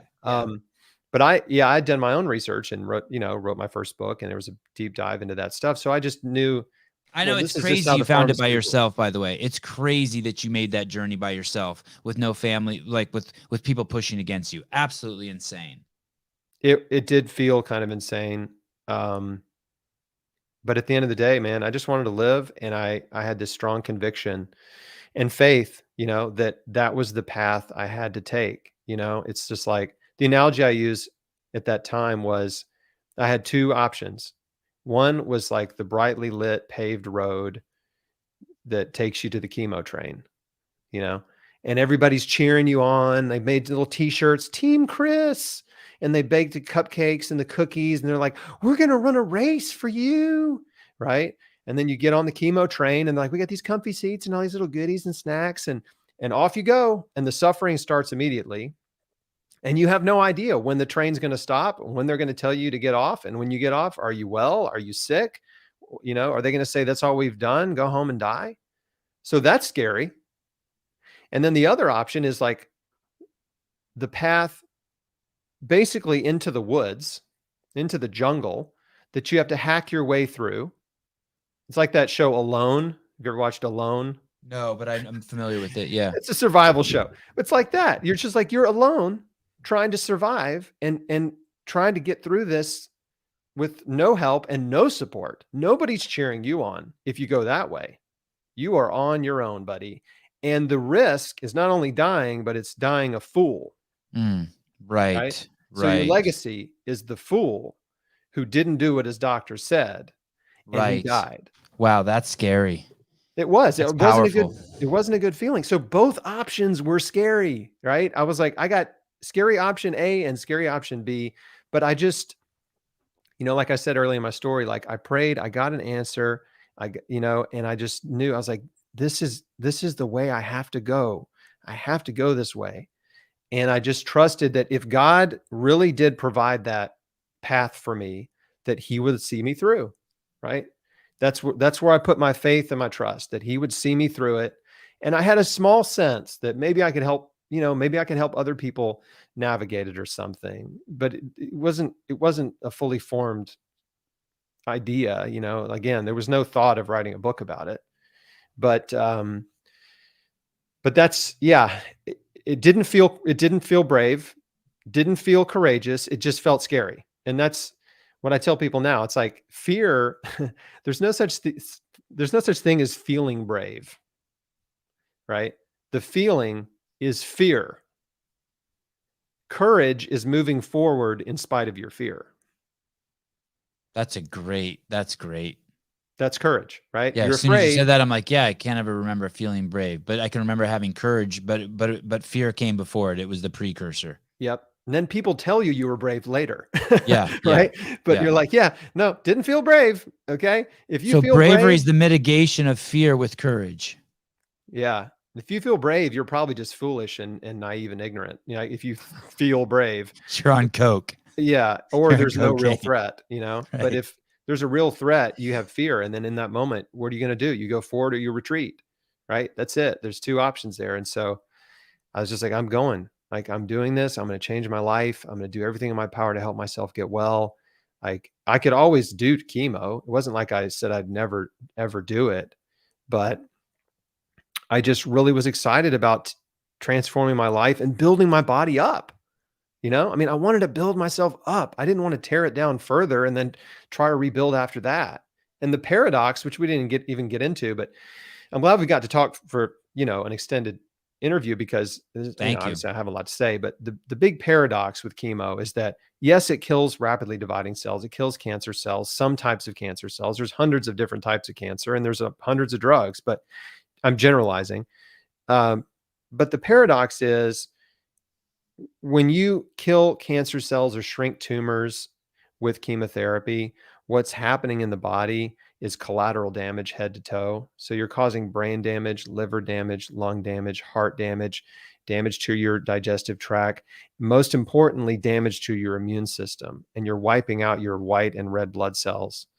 And so when the treatments are over, patients are usually given some type of good news, like, oh, your tumor shrunk 30% or 50% or maybe 90%, right? And they're like, yay, let's go to Olive Garden. But, ring the bell, ding-a-ling-ding, you're done with your chemo for now. But the real paradox is that those chemotherapy drugs often make cancer stem cells more aggressive. And now your immune system's gone. It's wiped out, decimated.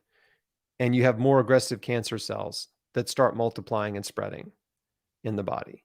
This is all in the book, by the way, people. It's all in the book. And you don't even have to read my book to know this, because if you know anybody who's gone through cancer treatment, this is often the story, right? They get the treatment, they get a good report, everybody's celebrating and happy and feels this big sense of relief. And then a short time later, they get another follow-up scan and they got new spots in new places. Oh, now you got spots in your lungs and your bones and your brain and your liver, right? And well, how did that happen? I thought the chemo cured me or whatever. And no, it just temporarily knocked it back, and then it wiped out your immune system in the meantime, and it made the cancer more aggressive. And so now we've got to hit you with a whole new set of drugs that are even worse and more terrible and more toxic than the first batch we gave you, because it didn't work. Right. And you're on the spin cycle, like you were saying. Yeah. Then you're just, you're on the conveyor belt, man. Yeah. And it's one of the most tragic things I heard a cancer patient say to me was, she kept asking me for advice, reaching out, and she was a mutual friend in Memphis. And, she was going through all the treatments, and she would just have these moments of clarity, where it's like she would kind of get out of the weeds and have a moment of clarity and reach out to me and say, can we talk? Can we talk? I know I need to do something different. I'm like, sure, call me. Here's my number. And then she would never call. But at one point she said, I'm just so afraid to stop chemo. Right. She was afraid to stop. Yep. It's like, I'm afraid not to get the vaccine. That was the other one. I'm afraid. Yeah. You think about it. It's like you're on a runaway train, right? And you're afraid to jump off. It's scary to jump off the train for sure. But it's a runaway train. Like, it's going to crash. It's not going to end well.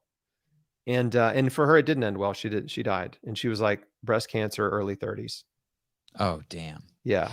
This is the guy, by the way. This guy kind of flipped the script right here. Dr. John Campbell. Yeah. He's great. Just straight up on YouTube. In the beginning, I was watching him. I'm like, oh God, I don't know if this dude gets it. And then recently, in the last couple of months, I'm like, oh shit. He's piecing it together. This one, excess young deaths in UK and the USA. He's starting to get, and he's got a couple of videos where he's getting angry, actually. Right. Yeah. He didn't get it in the beginning. I watched some of his stuff in the beginning. I was like, yeah. But then all of a sudden he saw some data that, changed his opinion. Yeah. I appreciate his journey. Yeah. I'm surprised they haven't kicked him off YouTube yet. He's getting too close to the sun. I do too. But there's a lot of guys that have been pretty bold. And the thing is, I don't have anything to lose. Like, I can't be fired. I don't have a boss. I can't. So it's not like these doctors. I mean, they have a lot to lose for speaking. Right. A lot. I don't have anything. Really. I think you're being too humble. I mean, I didn't make money off my Instagram account, but I had 100,000 followers and a blue check mark. And it sucked that I lost it, just because the fact that's how I trolled people to get them to come on my podcast. But if you lose your YouTube channel and you lose your social media, it is a loss for you to express your art, your story. Yeah. No, you right. know what I mean? It's your passion. And I was very cautious about at the time when it was the sensitivity was at its highest, let's just say. Yeah. For dissent. Yeah. I was very cryptic. Oh, you were okay. I deliberately would, use language that would not get me censored or flagged, but that most of my listeners understood what I was talking about. I can say experimental drugs rush to market, and they know what I'm talking about. Right. So yeah, I was definitely cautious, because I was like, I would prefer to not lose my 200-something thousand Facebook followers and whatever. Yeah. And so yeah.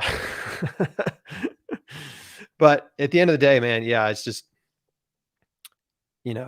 I have to believe, and I do believe that good things will come out of it. It's tragic the way it's unfolded for sure. And I tried my best to use whatever platform I have to warn people, and so they can make an educated decision, a rational, informed decision that's not a fear-based decision, because fear-based decisions are almost always the wrong decision. You got to make decisions based on facts and faith, not fear. But when you're in a state of fear, you don't think rationally, right? You're in a panic. Everything's urgent. It's a rush, right? You're in a rush situation, and you just cannot think logically or rationally or reason through. And that has been my message as a patient advocate to cancer patients. So it translated very well into the pandemic. So I'm like, hey, this is the same thing. Don't get rushed into this. Like, out of fear, like, you don't need to be afraid. Just look at the statistics. Who's actually dying? What's your risk of death? It's really low. Your risk of dying is so very low. And isn't that what everybody really cares about, is not dying? Like, who cares if you get sick as long as you don't die? So, God, that's been a huge thing in me too. Who cares if you get sick? Yeah, you get sick. I mean, gosh, I did get COVID, and I've had the flu also, and the flu was worse for me than COVID was. Me too. You know, that doesn't mean it's not worse for some people. I get it. But I'm just saying, like, it played out exactly the way I thought it would in my own body, right? I decided to not be concerned and not be afraid of it. And, you know, it wasn't that I wasn't informed, because I had been reading the studies and looked at all the statistics, everything I could find, you know, especially the stuff that was not in the mainstream media, you know, just going straight to the data, straight to the studies, straight to our world and data, you know, that kind of stuff, worldometer. You know, my favorite one is that cruise ship. In the very beginning? Yeah, the cruise ship was it was like the perfect petri dish, right? Because that's how it all started. I remember off the coast of Japan or something. Yeah, I don't remember where it was, but it's they kept everyone on there. It was on our world and data for a long time. It still may be on there, but it had like every single country and all their statistics, but then it had the cruise ship.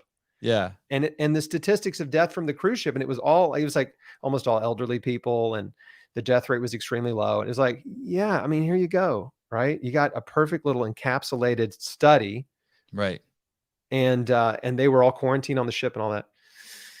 Everywhere I turned, when I looked at the data, I was like, there's nothing scary here. Cheers to that. Chris, yeah. I really appreciate you coming on. I got another guest in 18 minutes. I'm going to freshen up. It's been fun. Yeah. Thanks for going long. It was really fun. Completely 100% my pleasure. I'm always nervous that I'm not going to be able to keep a guest as long, and I really appreciate you staying on here. I'm looking at the comments, and people are so excited to have you on. I know this is going to be really popular with the community. And thanks for hanging with us, folks. Thanks for hanging. If there's 3 books that I could recommend, it would definitely be Chris Beat Cancer. You have to. You will not be disappointed. It's packed full of information from beginning to end.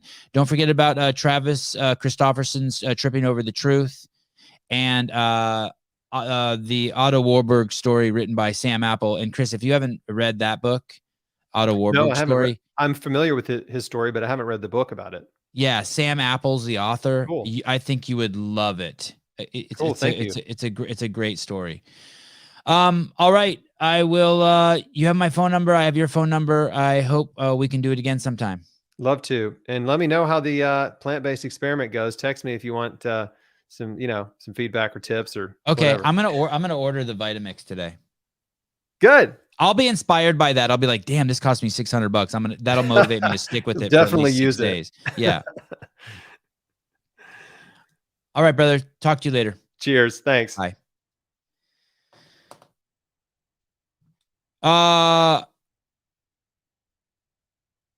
Wow, 3 hours and 13 minutes. God, you guys were tearing me up. Sevan, a couple of John's videos have been, you said that I talk too much. You said that I talk too much. That hurts. Really. I'm looking for the comment that really, oh, I can't go back that far. That really cut me to my anus. Is that what it's called? My anus? Anyway, how dare you? Even Caleb had to cut out. That show was so long. I thought you were at your best here. Oh, you do? All right. I'm always great. You eat a dick at this time. Eat a dick. I don't accept your compliment if that's what that is. Thank you, Gabe. They're all amazing. Even when I talk, I always talk the perfect amount. Thank you, Adam. Thank you. That's what I wanted to hear. On that note, I'm out of here. I'll see you guys in 16 minutes. Adam, you demand for making me walk away with a smile on my face. I'll see you guys in 16 minutes with Ricky Garrett.